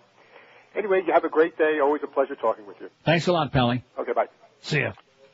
Muslim woman fights to keep on veil for driver's license photo. Remember the guy who called yesterday about the camel jockey? He called her. That was bad. Yeah. Although I think he had a point. Orlando, experts in Islamic law are being called to testify in the lawsuit of that Muslim woman fighting for a state order to take off her veil for her driver's license photo. Sultana Freeman, 35, says Florida's insistence on photographing her face violates her religious rights, to which we say, bullshit. I don't unveil because it would be disobeying my Lord, Freeman testified Tuesday at the start of her non-jury trial. Assistant Attorney General Jason Vale argued that having an easily identifiable photo on a driver's license is a matter of public safety. It's the primary method of identification in Florida and the nation, Vale said. I don't think there can be any doubt there is a public safety interest. Freeman's attorneys argue that state officials didn't care that she wore a veil in her Florida driver's license photo until after 9/11 attacks, an allegation the state denies. This is about religious liberty. It's about whether this country is going to have religious diversity, said Howard Marks, an attorney for the ACLU of Florida. Both sides plan to call experts in Islamic law at the trial, which continues, let's see, what the hell date is this from? This is from today's website, CNN, and it says continues Wednesday. This thing may be over for all we know. Nice going, CNN. No, I think I just saw it earlier. Court TV's showing it. Still going on? Or pieces Oh, of it's it. on Court TV? It was. It has been. Well, let me take a puke, okay? I don't know about right now. I forgot where. Well, let me take a look. I used to feel that a lot, but that was some time ago. But nothing quite with these facts. Yeah. Now, Yeah. if a jury... Oh, no! Oh, no! Oh, no! You won't believe who that is. Or does that have to be agreed It's upon a- by the two of you? Well, it's a case for injunctive relief, so it's always to the... It's that bitch that's on Larry King every night. That fucking bitch. Nancy Grace, yeah. That's the one. To you is, had there been an issue to go to a jury, do you think this is better tried or better handled by a judge as opposed to a jury? I wouldn't want to speculate. Boy, that must be my psychic powers again, because I've had this sitting here in my pile all morning, and there it is, and there it's on Court TV. Shocking. Freeman, a convert to Islam previously known as Sandra Keller, wore her veil for the photo on a Florida driver's license she obtained after moving to the state in 2001. 9 months later, she got a letter from the state warning it could revoke her license unless she returned for a photo with her face uncovered. Freeman claims her religious beliefs require her to keep her head and face covered out of modesty and that her faith prohibits her face from being photographed. Pile of crap, okay? Same old excuse. Driving's a privilege, isn't it? What's to prevent anybody else from saying, Right. oh, I'm going to wear a mask like Zorro because I have a religion that says to me that, I can't show my face in public. Hockey mask, like Jason. Yeah, like Patrick Frog. Although he ain't going to be wearing it no more. Bye-bye, Patrick. Don't let the door hit you in the ass on the way out. Oh, it makes me nauseous. Let's see, here's a little graffiti for your tea room inspired by George, it says. This is from V. There once was a man named Mo David. It was funny how much he was hated. A rug wearer with checkered pants. Each morning he gives into rants. The morning became lame, so QAM bought in a new name. I need a better lead-in, Neil said, so now Mo gets up an hour earlier from bed. Oh. Let's see, it says, would love to hear the new lineup sometime. Somebody better keep an eye on Mo tomorrow. Smells like sabotage to me. Yeah. Somebody better find out who he's in touch with, because what I heard, the rumor was, I don't want to say who told me, but the rumor was he walked out of there smiling from ear to ear, went bolting out of there like at 7:54 this morning, smiling like the Cheshire Cat. And you might forget what he has said earlier. About? And by the way, to the losers on Clout. About the bomb. About dropping the bomb? No, I didn't forget. I mentioned that this morning, if you would have been listening. Who? and now we have a new deal at QM. We have the Miguel, George, and Beaner Boy, the three Spicks. We have the little, it wasn't bad enough we had the Eric business. You're okay now, Eric. You're off the hook. They're not paying any attention to you anymore. You're small potatoes. Now they're into Miguel. The Spick Click. Yeah, the Spick Click has got a little cat fight going on there, a little spat. The Spick Spat. And on the one hand, Beaner Boy is telling me that Miguel's is a pussy, and then George is defending him. Okay, so I guess when they go to Treasure Island on Wednesday, we know who's getting a little bit of a feel from Miguel, and it's not Boner Boy. Here's a call from Cooper City. Hello. Neil. Yes, sir. Guten Tag. And back to you. Okay. Wait a minute? Did I miss a break? Oh. Hang on, sir. How could you let me do that? Did I miss a break this hour? We're checking. Because I'm a bad man. No, seriously, how did I do that? It's been a crazy day. Boy, oh boy, yeah. 12:34. We just sailed right on by the 25 break. We must be having a hell of a good time. Apparently. Nobody told me. We must be. I don't feel like it, but it must be sensational. We'll feel God again. damn it. Let me tell you about a really good product, Oleomed. In fact, I should probably be taking a lot more. Oleomed soft gels contain the best olive oil you can find, not just ordinary olive oil, but You know what started that? It was when we did the internet thing. with no breaks and no bits, Right. and we just, we started rambling along, and I got into the, cause I kind of like that. That's a Anyway. good format. You're like olive oil, you're like an Oleomed because it is super concentrated and loaded with health benefits for you. Oleomed every day can help reduce the risk of heart disease and high cholesterol, and there are 14 different Oleomed formulas to choose from, each one combining the best olive oil that you'll find anywhere with vitamins, minerals, and herbals to support specific parts of your health, from your bones to your blood pressure to your immune system. Just pick out the formulas that are right for you. And now we got 3 brand new Oleomed formulas, one to help you sleep, one to help you control your weight, and Cell Q10 for your heart. Pick them up today at Publix, Eckerd's, Walgreens, Whole Food Markets, Navarro, Sedano's, or just about any place. Order it online if you like at OleomedAmerica.com. If you want more information about these stellar products, call toll-free 1-866-OLEOMED. That's 1-866-653-6633. Get some Oleomed and start popping it in your puss as soon as possible. Live and local. We're Sports Radio 560 QAM. Got WQAM, where the faggot is.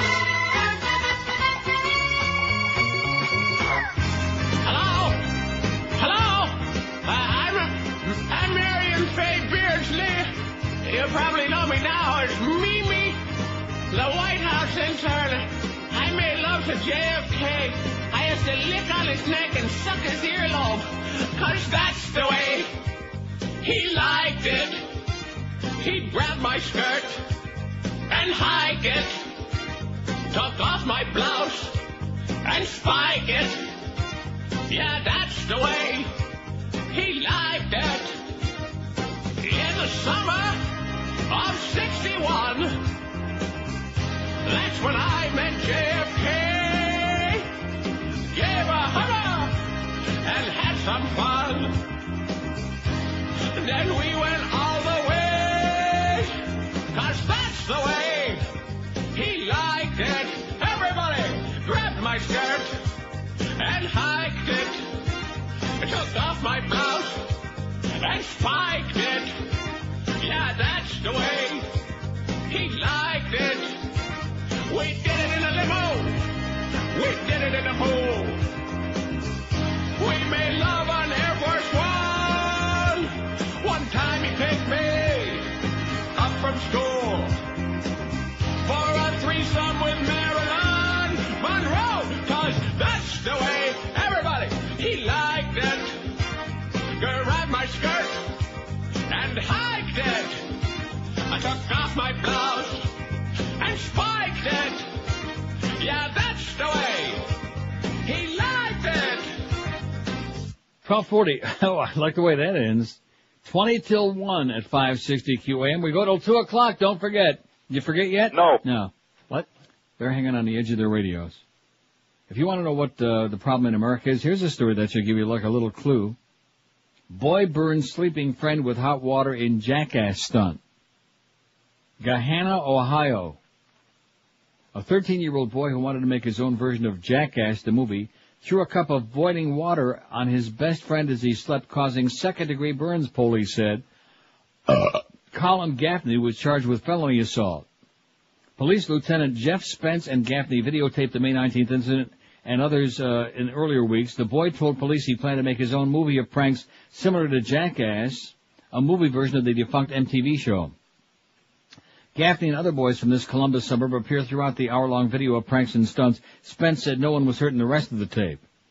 The MTV show and the movie include a warning against trying stunts at home. Gaffney's mother, Bernardine DiCicco, said she didn't know the boys were imitating these stupid TV shows. They did many stunts that Colin could have been killed at. She said, luckily he didn't get hurt.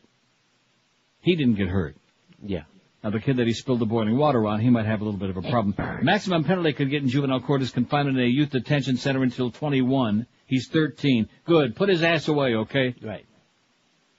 How do you like that? What a jackass. Yeah, seriously, how much of a jackass, how stupid do you have to be? 13 years old, you don't know that if you pour boiling hot water on somebody, you're going to scald him and maybe even, whatever you're going to do. How stupid do you have to be, huh? 13 frickin' years old. Dumber than sawdust. Dumber than El Presidente, and that's saying a lot. Or maybe getting carried away. 5670560, pound 560 on the AT&T and Verizon. My feeling about this show so far today, and of course it was my fault there, I screwed up. In fact, you know something? We probably should do another break right now. Huh? Hey, let's do 2. Hey, let's do 2 or 3 breaks. All Spots Radio, man. That's the slogan of this goddamn place. All Spots Radio. That damn bitch Screwan was in there this morning. Poor Pharrell is trying to get on there. This is his first day officially in the lineup. We've ballyhooed it. The TV people are there. The newspapers wrote articles about it.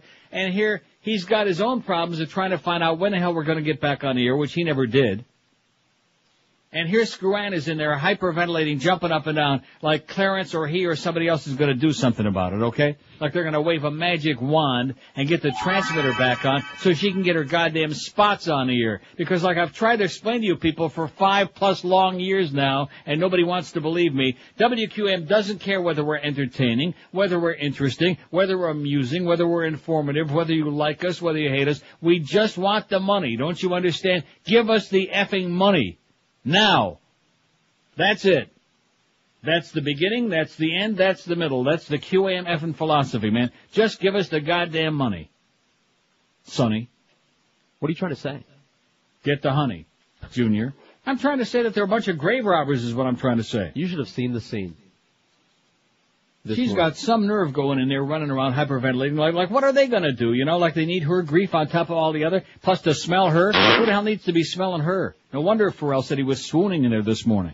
Swooning from that bitch. God, the only person I know of that could even come within 15 feet of her without passing out was Roy. And he didn't smell too good either.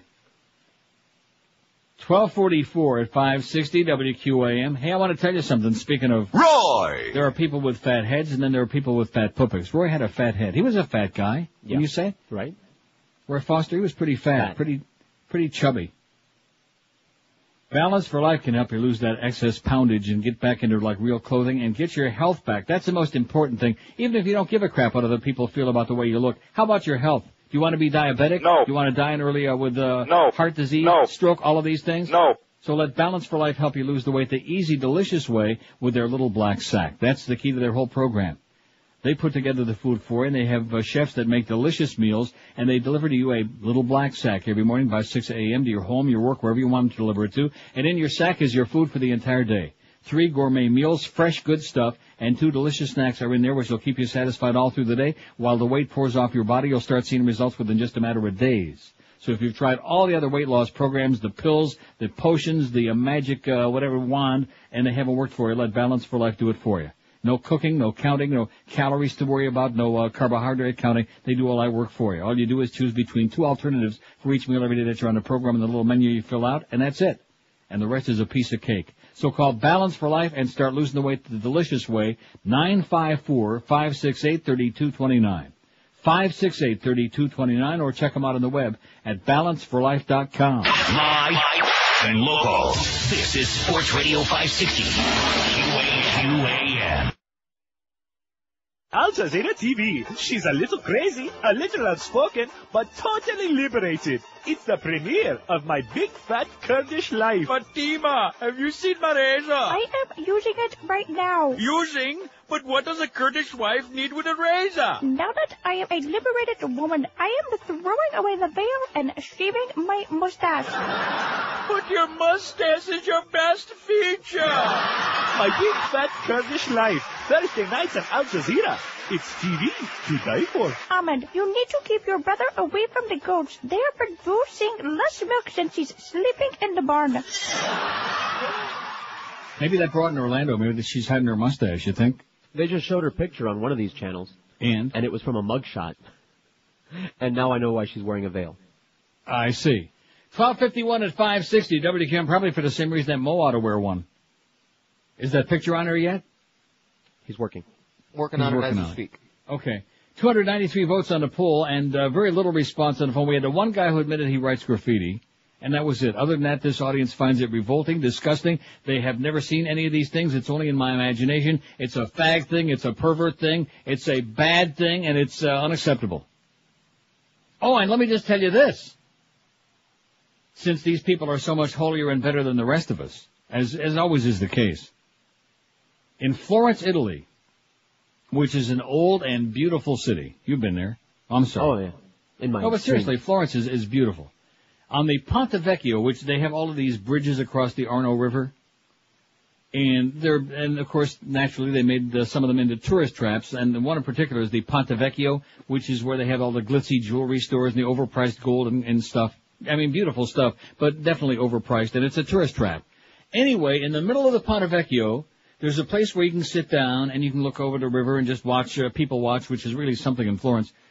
And there are walls, in cities are thousands of years old. There are walls where people have they've carved their initials and written the date and graffiti and messages, whatever, and it's all right there. Mm-hmm. In Florence. Not in McDonald's, not in Denny's tea room. We're talking about in Florence, Italy. So this isn't something that I'm just dreaming up. This is something that, and I'll say it again, I saw the movie, I'm sure I'm the only one that saw that, so it piqued my interest. Obviously it didn't pique anybody else's interest, because they don't give a flying crap. They don't know from graffiti. They don't know about writing little messages, okay? Or writing for a good time call, Screw Ann. Look at that phone.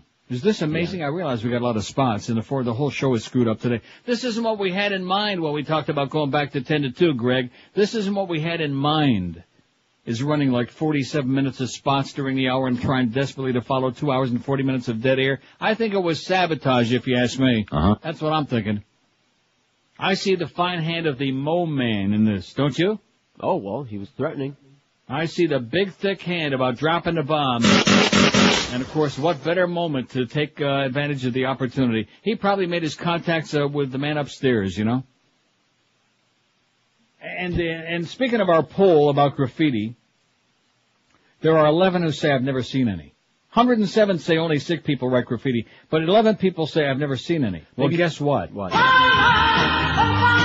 Don't believe one of you. You don't think that any of them are those, like, really gargantuan fat people that you see on Jerry that have never left the house? That might be it. That's our crowd. 5670560, pound 560 on the AT&T and Verizon wireless line. You know what sounds really good? I'm not going to get any because I got to stop. But those Klondike bars with the scores, the score Klondike bar. I'd like to score one. Here's Coral Gables. Hello. The transmitter keeps cutting out still, Neil. No, come on. Yeah, just for a few seconds at a time during that last story you were reading there. The transmitter cut out? Was that the first time that's happened again? It's been doing it, off and on for a second or two here and there, which is understandable if we're fixing it, but it's been dropping out for longer durations as we go here. This is the most things I've heard in my life. Yeah, it is bizarre. I just want to let you know that. Thanks for the bad news. Okay, so the audience is informing us. Of course, our other people in the building, all morning long, I'm asking why they're all running around like crazy, and we're trying to figure is Pharrell ever going to get on here, which he did not. And I'm asking Duff and Clarence, mostly Duff, because he's, what else is he going to do? Are they telling you, are they giving you any information as to what? Well, FP&L is out there, but what does that mean? Does that mean that we lost the power out there? Did lightning knock the power out? Did we fry some of the parts in the transmitter? And nobody will give us a goddamn answer. Well, now we know. Oh, what's the answer? It was a major power source, thing. What does that mean? That's what we got. The major power source got fried. So they were getting no power to the transmitter. A major power source, you mean like an FPL power source? Something like that, right. Got fried, and they had to replace it. So the obvious question, now obviously also, speaking since everything is so freaking obvious, it must be raining again, cats and dogs, am I correct? Yeah. Look out your window there. Oh, look at that. Absolutely. Raining, sir. Uh-huh. And so, this could be a new reason for people to tune in all through the day. Right. Find out, is QAM on the air? Are they off the air? Can they get their act together? No. Probably not. Here's Cooper City. Hello. Neil. Yes, sir. Let me first tell you how jealous I am that you're in Toronto and I'm stuck here. I'm ready to cut my wrist just to see color. Sorry about that. Yeah, it's beautiful here now, man. It's 70 degrees today. The trees are in bloom. Everything is. I might even go to Rochester and check out the lilacs. Well, I'll live vicariously through you. Let me comment a couple things on the graffiti. And one quick question. The Oleomed. The stuff they sell in Walgreens. Yeah. The fish oil and the vitamin E. Mm-hmm. Now, is just as good, or is it not concentrated as the Oleomed?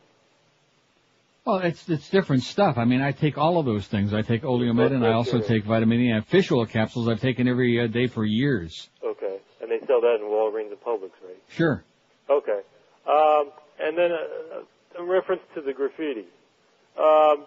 There is a gang in Miami called DME, Destroying Miami's Environment. Mm-hmm. And if you drive anywhere in Miami, you'll see there's two professional, I guess, gangs called Chrome and MSG. Mm-hmm. You'll see them everywhere. Chrome's an individual. Okay, but you see him everywhere. Blue Chrome? And it's, Or maybe we're talking about Mo again, Chrome Dome.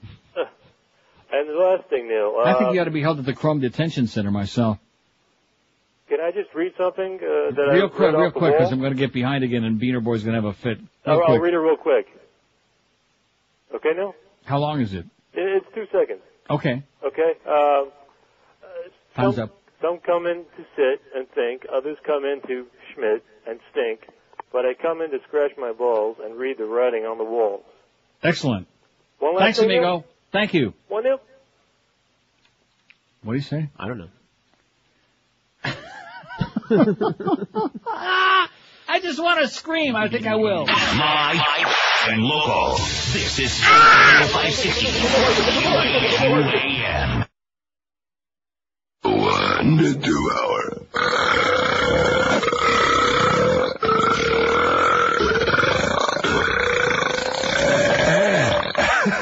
Coming up tonight on Inside the Behind the True Hollywood Celebrity Music Biography Profile Story.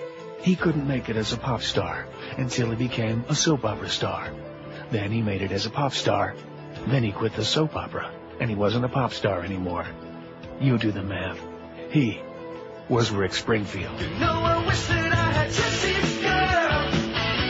I wish that I had Jesse's girl. Hey, you people trying to say I wasn't a legitimate rock star just because I was on General Hospital? Rick Springfield is still in serious denial about why he sucks. Look, you better watch it or I'll... Or you'll what, Rick? Sit there and look cute at me? What? Bring it on, Nancy boy. Hey, I won a Grammy. Like that means you're any good? A Taste of Honey won a Grammy. Who? Exactly. These guys.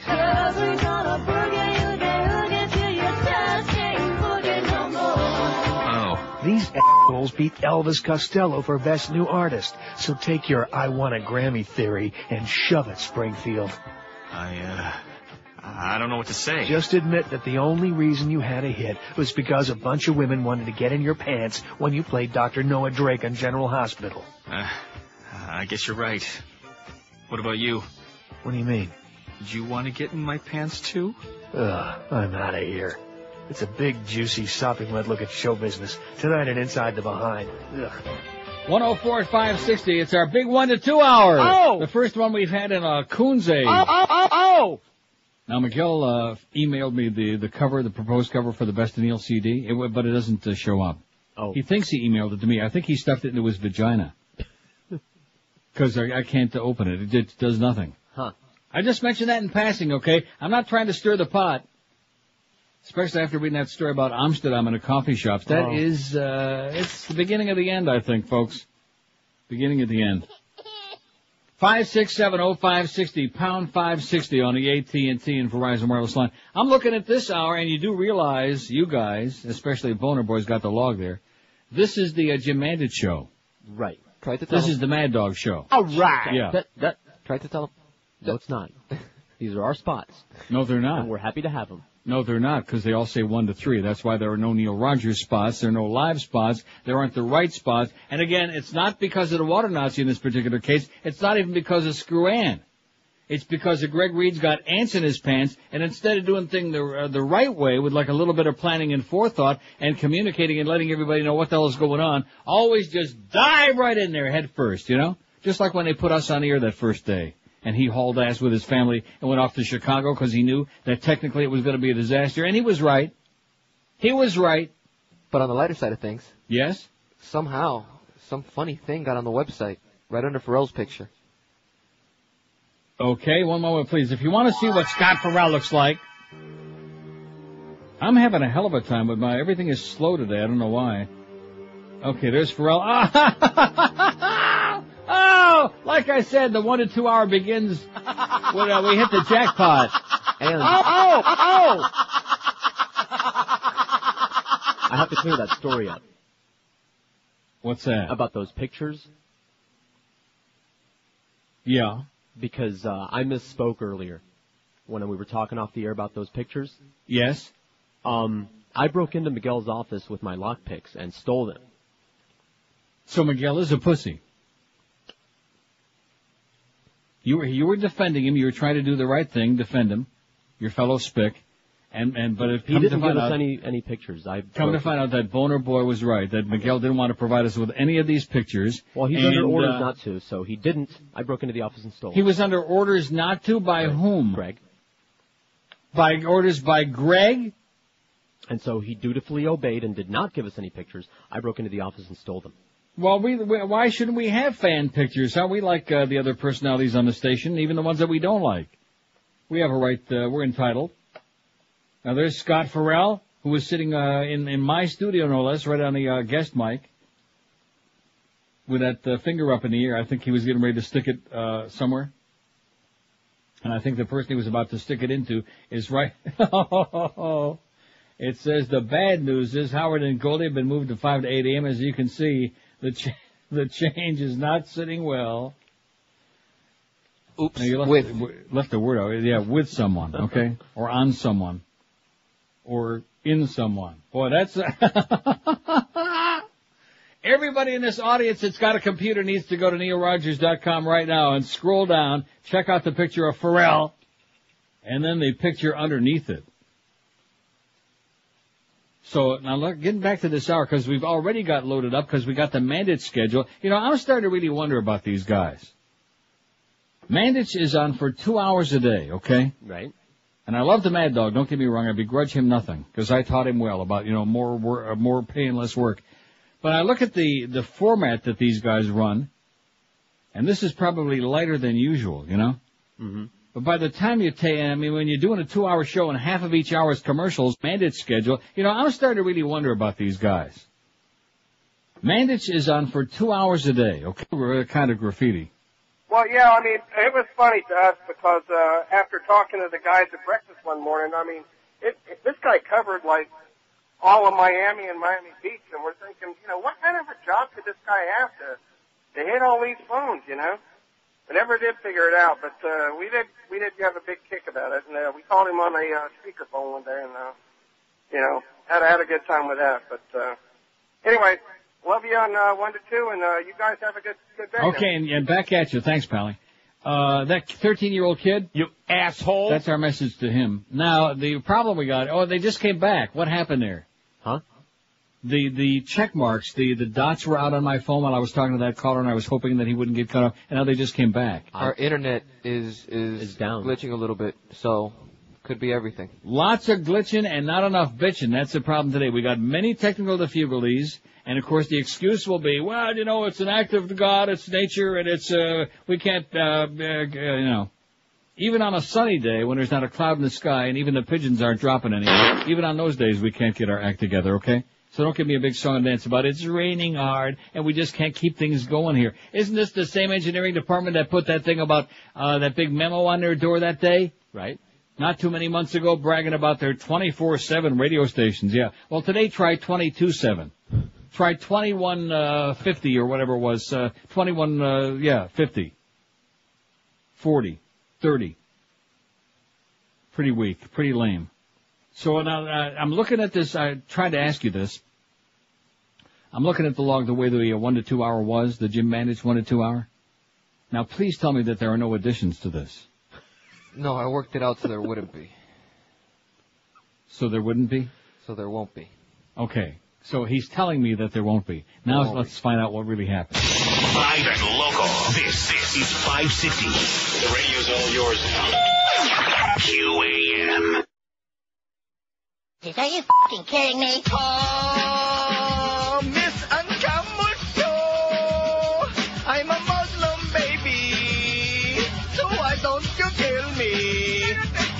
Oh, Miss Ancamucho, I'm a Muslim baby, so why don't you kill me?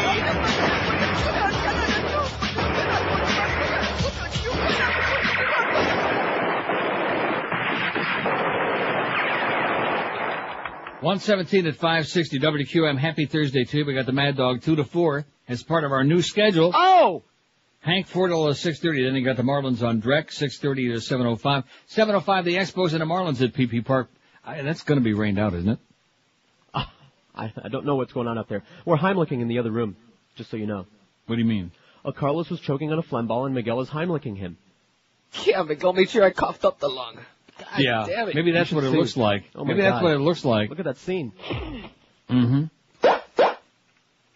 That'll teach him to start talking trash about Miguel, won't it? Oh, man. You can Whack stop him. now. Here's Yes, a fact he that did. says, thought you would like this. The book is Graffiti, 10,000 Years of Wall Writing by Robert Reisner. I tried to call you, but had to hang up because too many breaks. I appreciate that, okay? Believe me, anybody hung up today, you get special dispensation because this is a washout, literally and figuratively. Just pretend we weren't here today. In fact, it would have been a bonus for all of us concerned if the transmitter would have stayed off at least till 2. That's my perspective. We were hoping. 5670560, pound 560 on the AT&T and Verizon line. Here's a call from the Redlands. Hello. Good morning. Yes, sir. Good evening. Good afternoon. I don't even know what it is. I've been on Whatever the hell it is. First of all, a couple things. I think you should be the talent scout for that radio station. Yeah. First, you got George, who's extremely talented, and now Carlos, who's also talented. He did a great job on Monday. Yeah. I don't know if anybody told you that or He did a great job of what? Oh, you mean putting the show together? Yeah, the way he did the tapes and the talks and the music and the bits, and just did a really hell of a neat job. It was. Yeah, he's very talented, but Miguel says he's a hard ass. Yeah, well, so is George. Yeah, that's true. Okay, about the graffiti thing. Quite a few years ago, I was fortunate enough to go to Egypt, and part of the trip that we took was a visit to the inside the Great Pyramid. Mm-hmm. There's thousands and thousands and thousands of years old graffiti Right. in the most bizarre places inside the Great Pyramid. I mean, at the very top of the King's Chamber, it's almost impossible to get to. You have to climb all this crap, and there's stuff scrawled in the walls that's written in 1562 or stuff like that. Right. It's totally amazing, and that's all I got. Okay, thanks. See ya. Kind of like something out of Smallville, huh? Kind of like the handwriting on the wall. The cave. In the Bat Cave, or whatever the hell that thing is. 5670560, pound 560 on the AT&T and Verizon wireless line. This is something that obviously a lot of you people need to expand your horizons and develop. In fact, it wouldn't surprise me if people start writing some heavy-duty graffiti in the tea rooms at QAM starting right away. Yeah, lots of Sharpies in this building. I got to go back to that page again and look at the Pharrell picture and the one underneath it. Not that I need to see Pharrell again, but it's just kind of like a landmark. The bad news is Howard and Goldie have been moved to 5 to 8 a.m., and as you can see, the change is not sitting well with someone or on someone. Oh, that's even worse than it was before. Yeah, I try. All right. Wow. That picture is worth $1 billion. I'm going to tell you that right now. Now, who was it that provided that picture to Beaner Boy? Me. George. George is in trouble again. Yes. And he don't mind, okay, because it was well worth it. Whatever. 5670560, pound 560 on the AT&T and Verizon wireless line. Here's a call from Miami. Hello. Hey, Neil. Congratulations on your 10-2. Yes, sir. Thank you. You seem to be a little bit too happy about it, seeing that Mo's still on the radio station, but even though you do got Scott Farrell sitting in between you two. Yeah. Yeah, Farrell is pretty good. But, what else was I calling to say? I forgot. Okay. 5670560, pound 560 on the AT&T and Verizon wireless line. Here's Fort Lauderdale. Hello. Hey, is this the Mad Dog? Yeah, this is the Mad Dog. Congratulations. I'm glad you're back. Thanks. 1 to 2 is my best hour now. Good. All right, buddy. Have a good day. Thanks, Pally. Okay, there's a happy camper. We got somebody that's excited. I mean, the Mad Dog people shouldn't be bent out of shape. I mean, he's still got his 2 hours. And quite frankly, I think he's got a better 2 hours.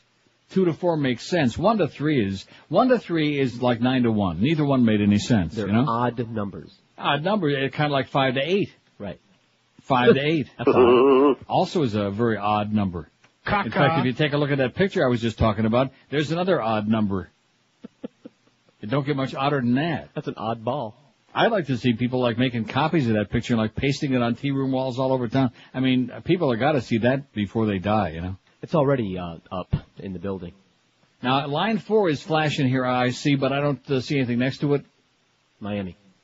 Here's Miami. Hello. Tell me something. Maybe, see, there was another psychic experience. God was trying to tell you. Yeah. Port St. Lucie. Hello.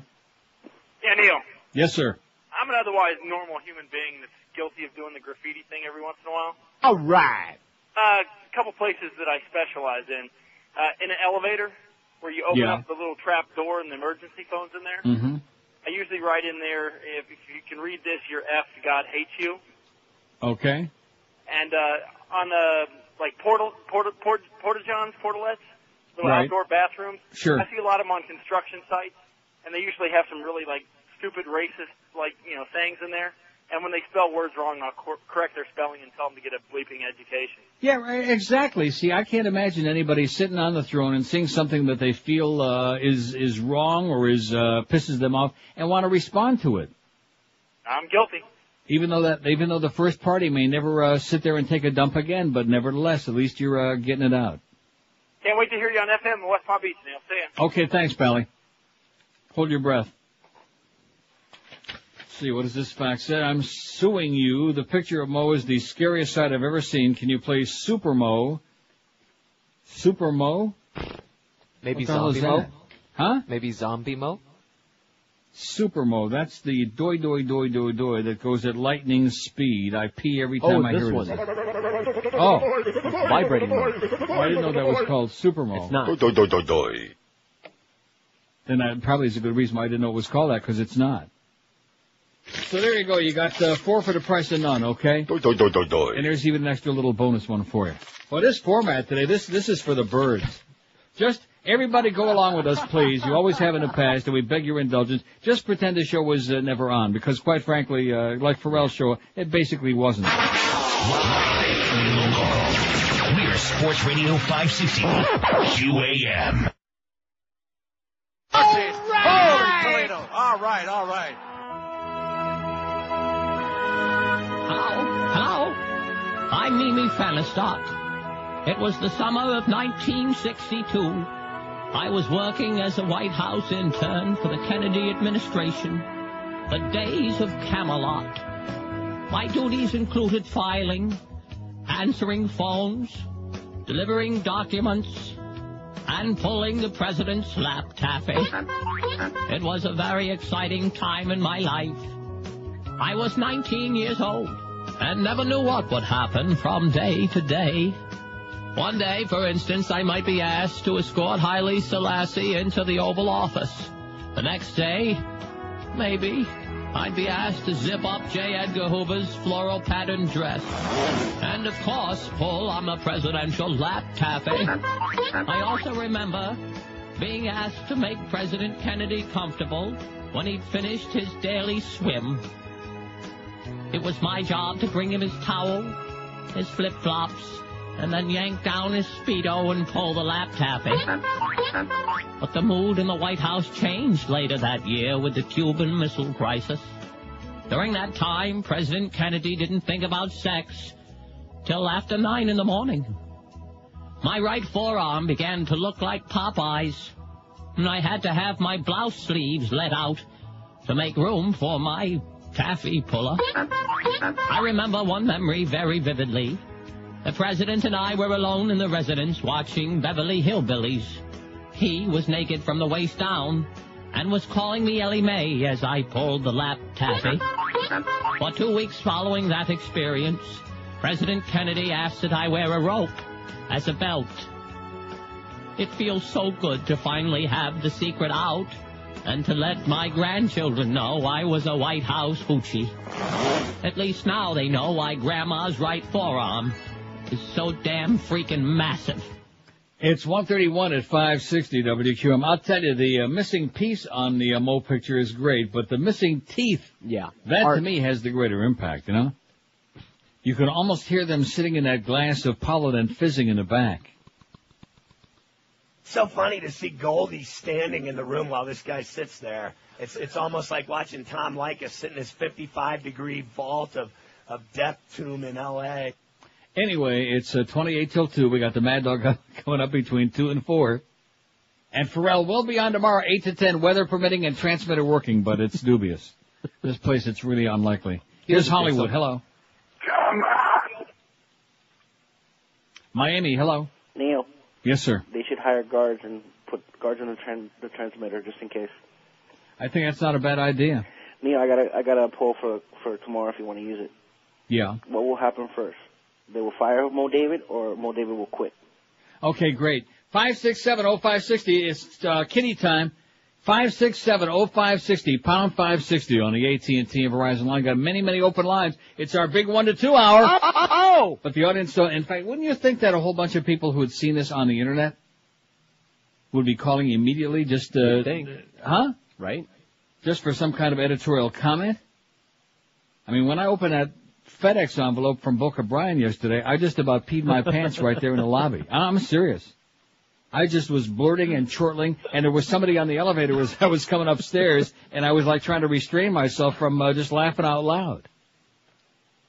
It's hysterical, baby. We're still trying to promote you, baby.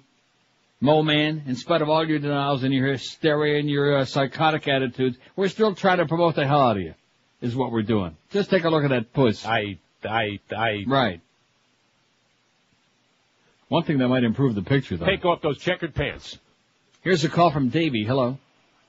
Neil, Yes, sir. what's going on today? Glad to see you on till 2. Okay. I heard a little bit of a rumor floating around about Mr. David. Yeah. I heard that he's got crotch crickets. 567-0560, pound 560 on the AT&T and Verizon wireless line. Here's Fort Lauderdale. Hello. Hello, Neil. Yes, sir. Yeah, the 1 to 2 hour is awesome. I missed it so much. I have all day, and I listen, and at 1 o'clock I've been dying. I flip around, you know what's out there. Nothing. In goes the CD. But loving you from 1 to 2. Loving you from 1 to 2. Thanks, man. Thanks, Pally. Bye-bye. Thanks a lot. Bring it. Bring it, baby. 567. What? Well, you get caught doing that. You know. See, the thing that I just still can't get over. Yeah. And the audience won't believe this. I'm sure that most people believe, if they've heard Pharrell at all, that he affects part of that. He doesn't affect any of it. That's his voice, That's which it. I still can't get over that. Because when he came in this morning, for example, or then even when we did the thing on the internet together, we did like a 20-minute show on the web because we were, yes? He's a real spaz, on or off the air. Yeah. Jittery, nervous tics. Right. Climbing the walls. Yeah. Maybe he needs a little drinky poo to calm him down. Yeah, a little. Is what he said. Xanabon. I mean, you know, it's one thing to bring in a bottle of Diet Coke to work every day, but to bring in that big bottle of Jim Beam. Jack Daniels. Here's, what is this? Miami, hello. Hey, baby, what's going on? Yeah. What's going on? Bring more hoes. I'm going to... Lauderdale by the Sea, hello.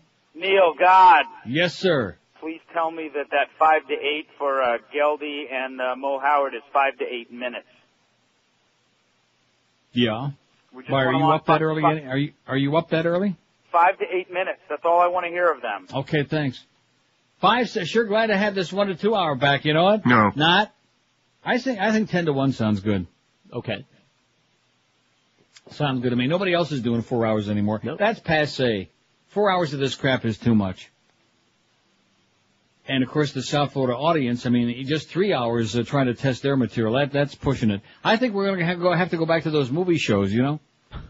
In fact, let's pretend we didn't do the ones that was before vacation. They Right. forgot by now anyway. We'll just do those over again. Hey, and I got a great idea we haven't Yeah. done. One-hit wonders. I wish I was dead.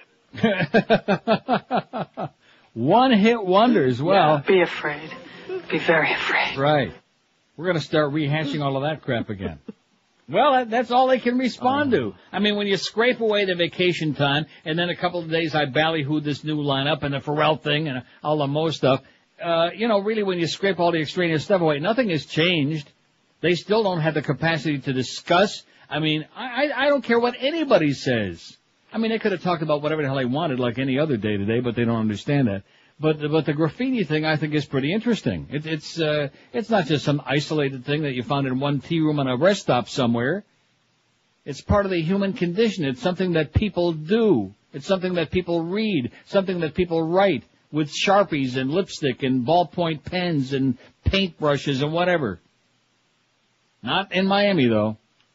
Here's Miami. Hello. Hey, what do you consider a good call? What do I consider what? A good call. Anyone but this one. 567-0560, pound 560 on the AT&T line. Here's Miami. Hello. Yeah, I just think that it's terrible that Mad Dog isn't on during my lunch break. Oh, gee, you have to change your life, man. Get your lunch break 2 to 3, asshole. 567-0560, pound 560 on the AT&T and Verizon Wireless line. Stick it. All right. See, even he agrees. Here's Miami. Hello. Miami. Yes, hello? Yes, sir. Yeah, this is Mike from Boynton Beach. You were saying Miami. Actually, I called with a question. It says Miami on here. Did you tell Beaner Boy it was Boynton Beach? No, I told him that's where I was from. Well, Beaner Boy screwed up. She's a liar. Sorry. Sid, you're a liar. My question is, I'm just interested in the Product Champion Light. I've heard you mention it. What do you mean you're interested in it? Quite often. Well, I can't find it anywhere. That's because they're out of business. They are out of business. Well, that's Yeah. what I'm trying to find out. I've been to a few stores, and they say they have it. They're going to get it. They are out of business. As far as I know, I think they're kaput. Well, that's too bad. That was a good product. It was a good product. Yeah. And I used to get a lot of free stuff, too, so I'm pissed off. Okay, 21 till 2. Now, what are these faxes coming across? Important stuff? No. Have we had one call from anybody who checked out the website? See, when I see these chronic writing again, Jesus Christ. Not sure if you heard Mo this morning, but he kept going on saying the 5 to 8 time wasn't too bad, said he gets lots of calls and thinks it's a good move. He just doesn't get it and can't admit that something sucks. And just before the lightning strike, he had a caller said, I can't read this. Said he had, I can't read it. Chronic faxer who's just out of control scrawling. 567-0560. Don't fax me anything else, okay, please. Please, just leave me in my misery. What's your take on graffiti? That's our poll question today. A damn interesting poll question, an interesting topic, but nobody in this crowd gives a crap except maybe 2 or 3 people that called. Because only perverts like me have seen graffiti in my time, and certainly nobody has seen glory holes, even though we have 60 people who say they write graffiti and drill glory holes. All right. What's your take on graffiti? 141, only sick people write it. I love to read it, 112. This topic is disgusting. Where can I see some? 84. I write graffiti and drill glory holes, 60, sure. I've never seen any, 13. And I love to write it, only 8. You believe that 13 people in the world have never seen any graffiti over the age of like 5? No. We don't believe you. Live and local. This is Sports Radio 560, QAM. I am Frau Iliana Ross-Leitman, and I like scrubbing my smelly gorilla ass with soap made from jewels and listening to the Neil Roque Comunista Hour. The story that had ignorant fat ladies clutching their bosoms. Coming this fall on Fox. The first of countless TV movies called Saving Private Lynch. We have you surrounded. Release the prisoner. Hello? Hello? All clear. Deploy camera crew. Okay, everybody. Let's get a shoulder-level shot of the troop storming in. She still have the gag on her face? Yeah. You okay, Jessica? All right, we'll be there in a minute. You'll be shocked and saddened at how stupid you are, getting duped once again by another spin event, cleverly choreographed by the real brains behind the presidency, Karl Rove.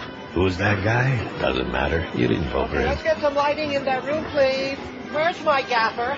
And I want the best boy. Best catering available. Saving Private Lynch. You will watch this fall on Fox. All right. 146 at 560 WQM. I think we salvaged a little something here today. Okay, sure. In fact, I can smell it. Put it on a bun and call it whatever you want. Call it a manwich. Here's West Palm Beach. Hello. Yeah, this is the Master Ripper talking to the masturbator, and I still shat on Mo's wig. Here's Pembroke Pines. Hello. Neil. I don't think you can say schmat, can you? No. Hello, yes, sir. Neil. Yes. Did you say Pembroke Pines? I said Pembroke Pines. I'm in Wilton Manors. Well, he can't get it right today. What can I tell you? Well, I wanted to touch upon what that other caller said before about crotch crickets. I think it's George that's got... Okay, great. Here's a call from Boca. Hello. Neil. Yes, sir. How's it going? Hey, Okay. do you still have any of those old bits with the James Brown fire alarm? You remember those? I'm talking like probably 10, 15 years ago. Yeah. There's one, the fire alarm, there's one called, there was a house, like, home security system or something like that. Do you still have those somewhere? Yeah, we got them around somewhere. Do you? Is it possible, a shameless request, sometime during the week?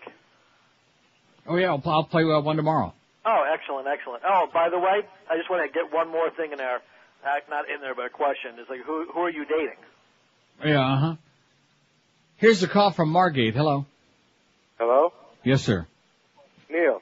Yes. Hey. Yes. Hey, Kakanapayam. Okay, back at you. These must be the Mandage people. Okay. Here's Miami. Hello. Neil. Yes, sir. Hey. I love your show. George is great. Beaner Bo's pretty good. Did you get the city right for Miami? Yeah. Okay. You get bent out of shape when people don't call, but most of us are sales reps out on the field, and we can't really use our cell phone minutes. Well, see, I hate to break the news to you, my close personal friend, but this is a talk show, see, and I did cut off the calls for 7 months, and I had a good time, but the audience hated it like poison. So if we're going to have a call-in show, somebody's got to call. See, I know that's bizarre, but that's the way it works. You guys can't work out a deal with Nextel or anything like that? No, we can't. Because, I mean, I would call all the time. We're inept. We don't know how to do that. All right, well, I love your show. You guys are Okay, great. thanks, Pally. Bye. Bye. Can we work out a deal with Nextel? No. Okay. Just asking. He wants us to work out a deal. No. 5670560, pound 560 on the AT&T and Verizon wireless line. Man, is it still raining? Are the frogs still jumping? Hey, is it still raining? No. Well, hallelujah. It's almost enough to make me want to come back. No! Here's Miami again. Hello. Who? Hello? Who's on first? Yes, sir. Where are you calling from? Miami. That's what I just said. Oh, I'm sorry. Don't be sorry. Line. Don't be apologetic, okay? It's one of those things. Your graffiti subject. Has Yes. anybody come up with Kilroy was here? Is that graffiti? Sure, it's graffiti. And let me ask you one thing while you're at it. Who the hell was Kilroy? I don't know. I don't Well, think look it up anybody and does. find out for us. I don't even know who started, but it's on every Well, we're gonna sidewalk, cathedral, everything. Excellent point. We're going to check into that, okay? I mean, don't push it too far because it's a terminal. But let's check that out. Who the hell was Kilroy? Should we do a quick search? Okay. We've all seen that, right? Sure, I saw it. Kilroy was here. I got a Let's see. theory. Kilroy was here, CD. Oh, look at that. Kilroy was here. BBC has got a thing. The remaining places during the war years, the country was peppered with installation forts and munition factories. Most are gone now. What does that mean? Oh, you're serious? Yeah, it was a military thing. Oh, I see. And the BBC's got one too, which says, during WW2, the phrase Kilroy was here began to appear wherever U.S. troops were. It was often accompanied with the image of a face with a long nose and two big round eyes with small dot eyeballs peeking over a wall or a line representing a wall. Everything else, except sometimes his fingers gripping the top of the wall, was hidden behind the wall itself. Kilroy is a familiar image whose origin is something of a mystery. In 1946, the American Transit Association had a radio program called Speak to America. This program sponsored a nationwide contest in an attempt to solve the mystery behind the origins of the mystical Kilroy. Speak to America found James J. Kilroy of Massachusetts as a result of the search. That James J. Kilroy was the originator of the Kilroy was here, currently is the most commonly believed explanation of the phenomenon. How do you like that? Oh! Wow! So in other words... Oh, he's a little guy, kind of funny looking. Right. Like Boner Boy. So, I mean, now that Robert Stack isn't here to solve those unsolved mysteries, we can do it here for you. Live and local. We're Sports Radio 560 QAM. He prefers the company of men. Forget board shorts and Speedos. If you want to get noticed on the beach, show up with a Sandy Johnson. Sandy Johnson swimwear for men has the latest looks to get you noticed. That's because every Sandy Johnson swimsuit comes with real beach sand sewn right in the crotch. So when you walk bow-legged down the beach, everyone will know you've got a Sandy Johnson. And for gals, there's Sandy Gap swimwear. Wear this tiny thong and you'll know why. It's a Sandy Gap swimsuit. Sandy Johnson and Sandy Gap, available only at the Gap. 156 at 560 WQM as we bring to a close our 1 to 2 hour. Oh! It's been a pretty week, but then why should it be any different? I noticed you got some appearances. If you want to see where George is going to be tomorrow and Saturday, look right under Mo's picture. Oh, look at that. On our website, upcoming events, Friday, May 30th. Right after the show, George will be at the Fort Lauderdale Harley on Federal Highway just south of Oakland Park Boulevard. Win prizes, enjoy free food from Atlantic City Subs. How come that doesn't have like a time? 3 to 5 because it had to be moved because of the schedule change. I see. What schedule change is that?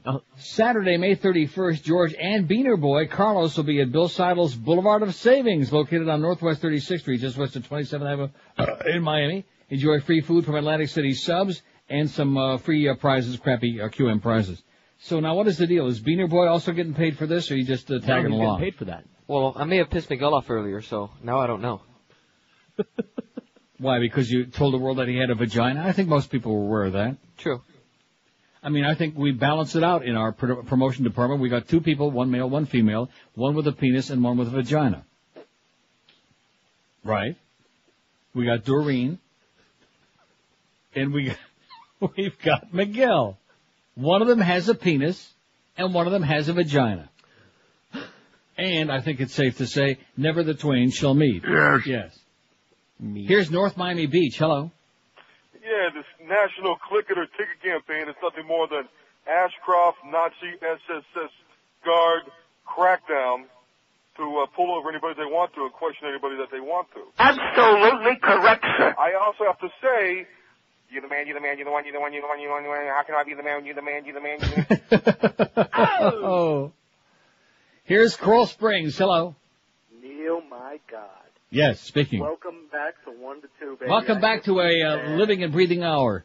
Oh, it's great. It's great. I only get this 1 hour to get my lunch, and it's a treat to have you back. Well, good. This Welcome counterbalances the guy that's been out of shape because Mad Dog's not on during his lunch hour. Screw him. And, you know, I think everybody will get used to the new routine, but welcome back, baby. Thanks, sweetheart. Bye-bye. Have a great day. Don't forget, Pharrell on the radio makes his debut, weather permitting, transmitter operating, 8 to 10 tomorrow morning, right after the Mo Howard, David and Geldy show. In case you missed it this morning, we had some real interesting crap going on. Transmitter crapped out at 7:52 in the a.m., very mysteriously. I mean, granted, we got some nasty weather around, some lightning, some thunder, some fruit flies, whatever's going on. But 7:52, just moments before the debut of Pharrell on the radio, the official one, bada bing, there we go, right off the air. And we didn't get back on until 10:40. Right. Although, you know something? I think that worked out pretty good. In spite of the fact we had to run like 45 minutes of spots every hour. But other than that, it worked out good for me. So what is that, 3 hours and 20 minutes? Sounds good. Oh! Yeah, 3 hour and 20 minute show is what we'll give you every day, Greg. Putz. Here's a call from Pompano. Hello. Pompano. Pompano. Yes, sir. Neil, how are you? Great. Welcome back. Thank you. Hey, I was looking at your billboard, Neil God, right? Neil God. You know, I was thinking that you're going to bring a crossover audience of people that thinking that you're talking about the real God. Hey, wait a minute. You are the real God. Hey, wow. Oh, man. Oh, God. This 1 to 2 hours the best, baby. Make no mistake about that. I'm not really sure why, but there's just something about it. You know, the people are different at 1 to 2, maybe because they got a little lunch in them. Maybe. You think? Sure, why not? Or they got a little something in them. Rectum. That might be it.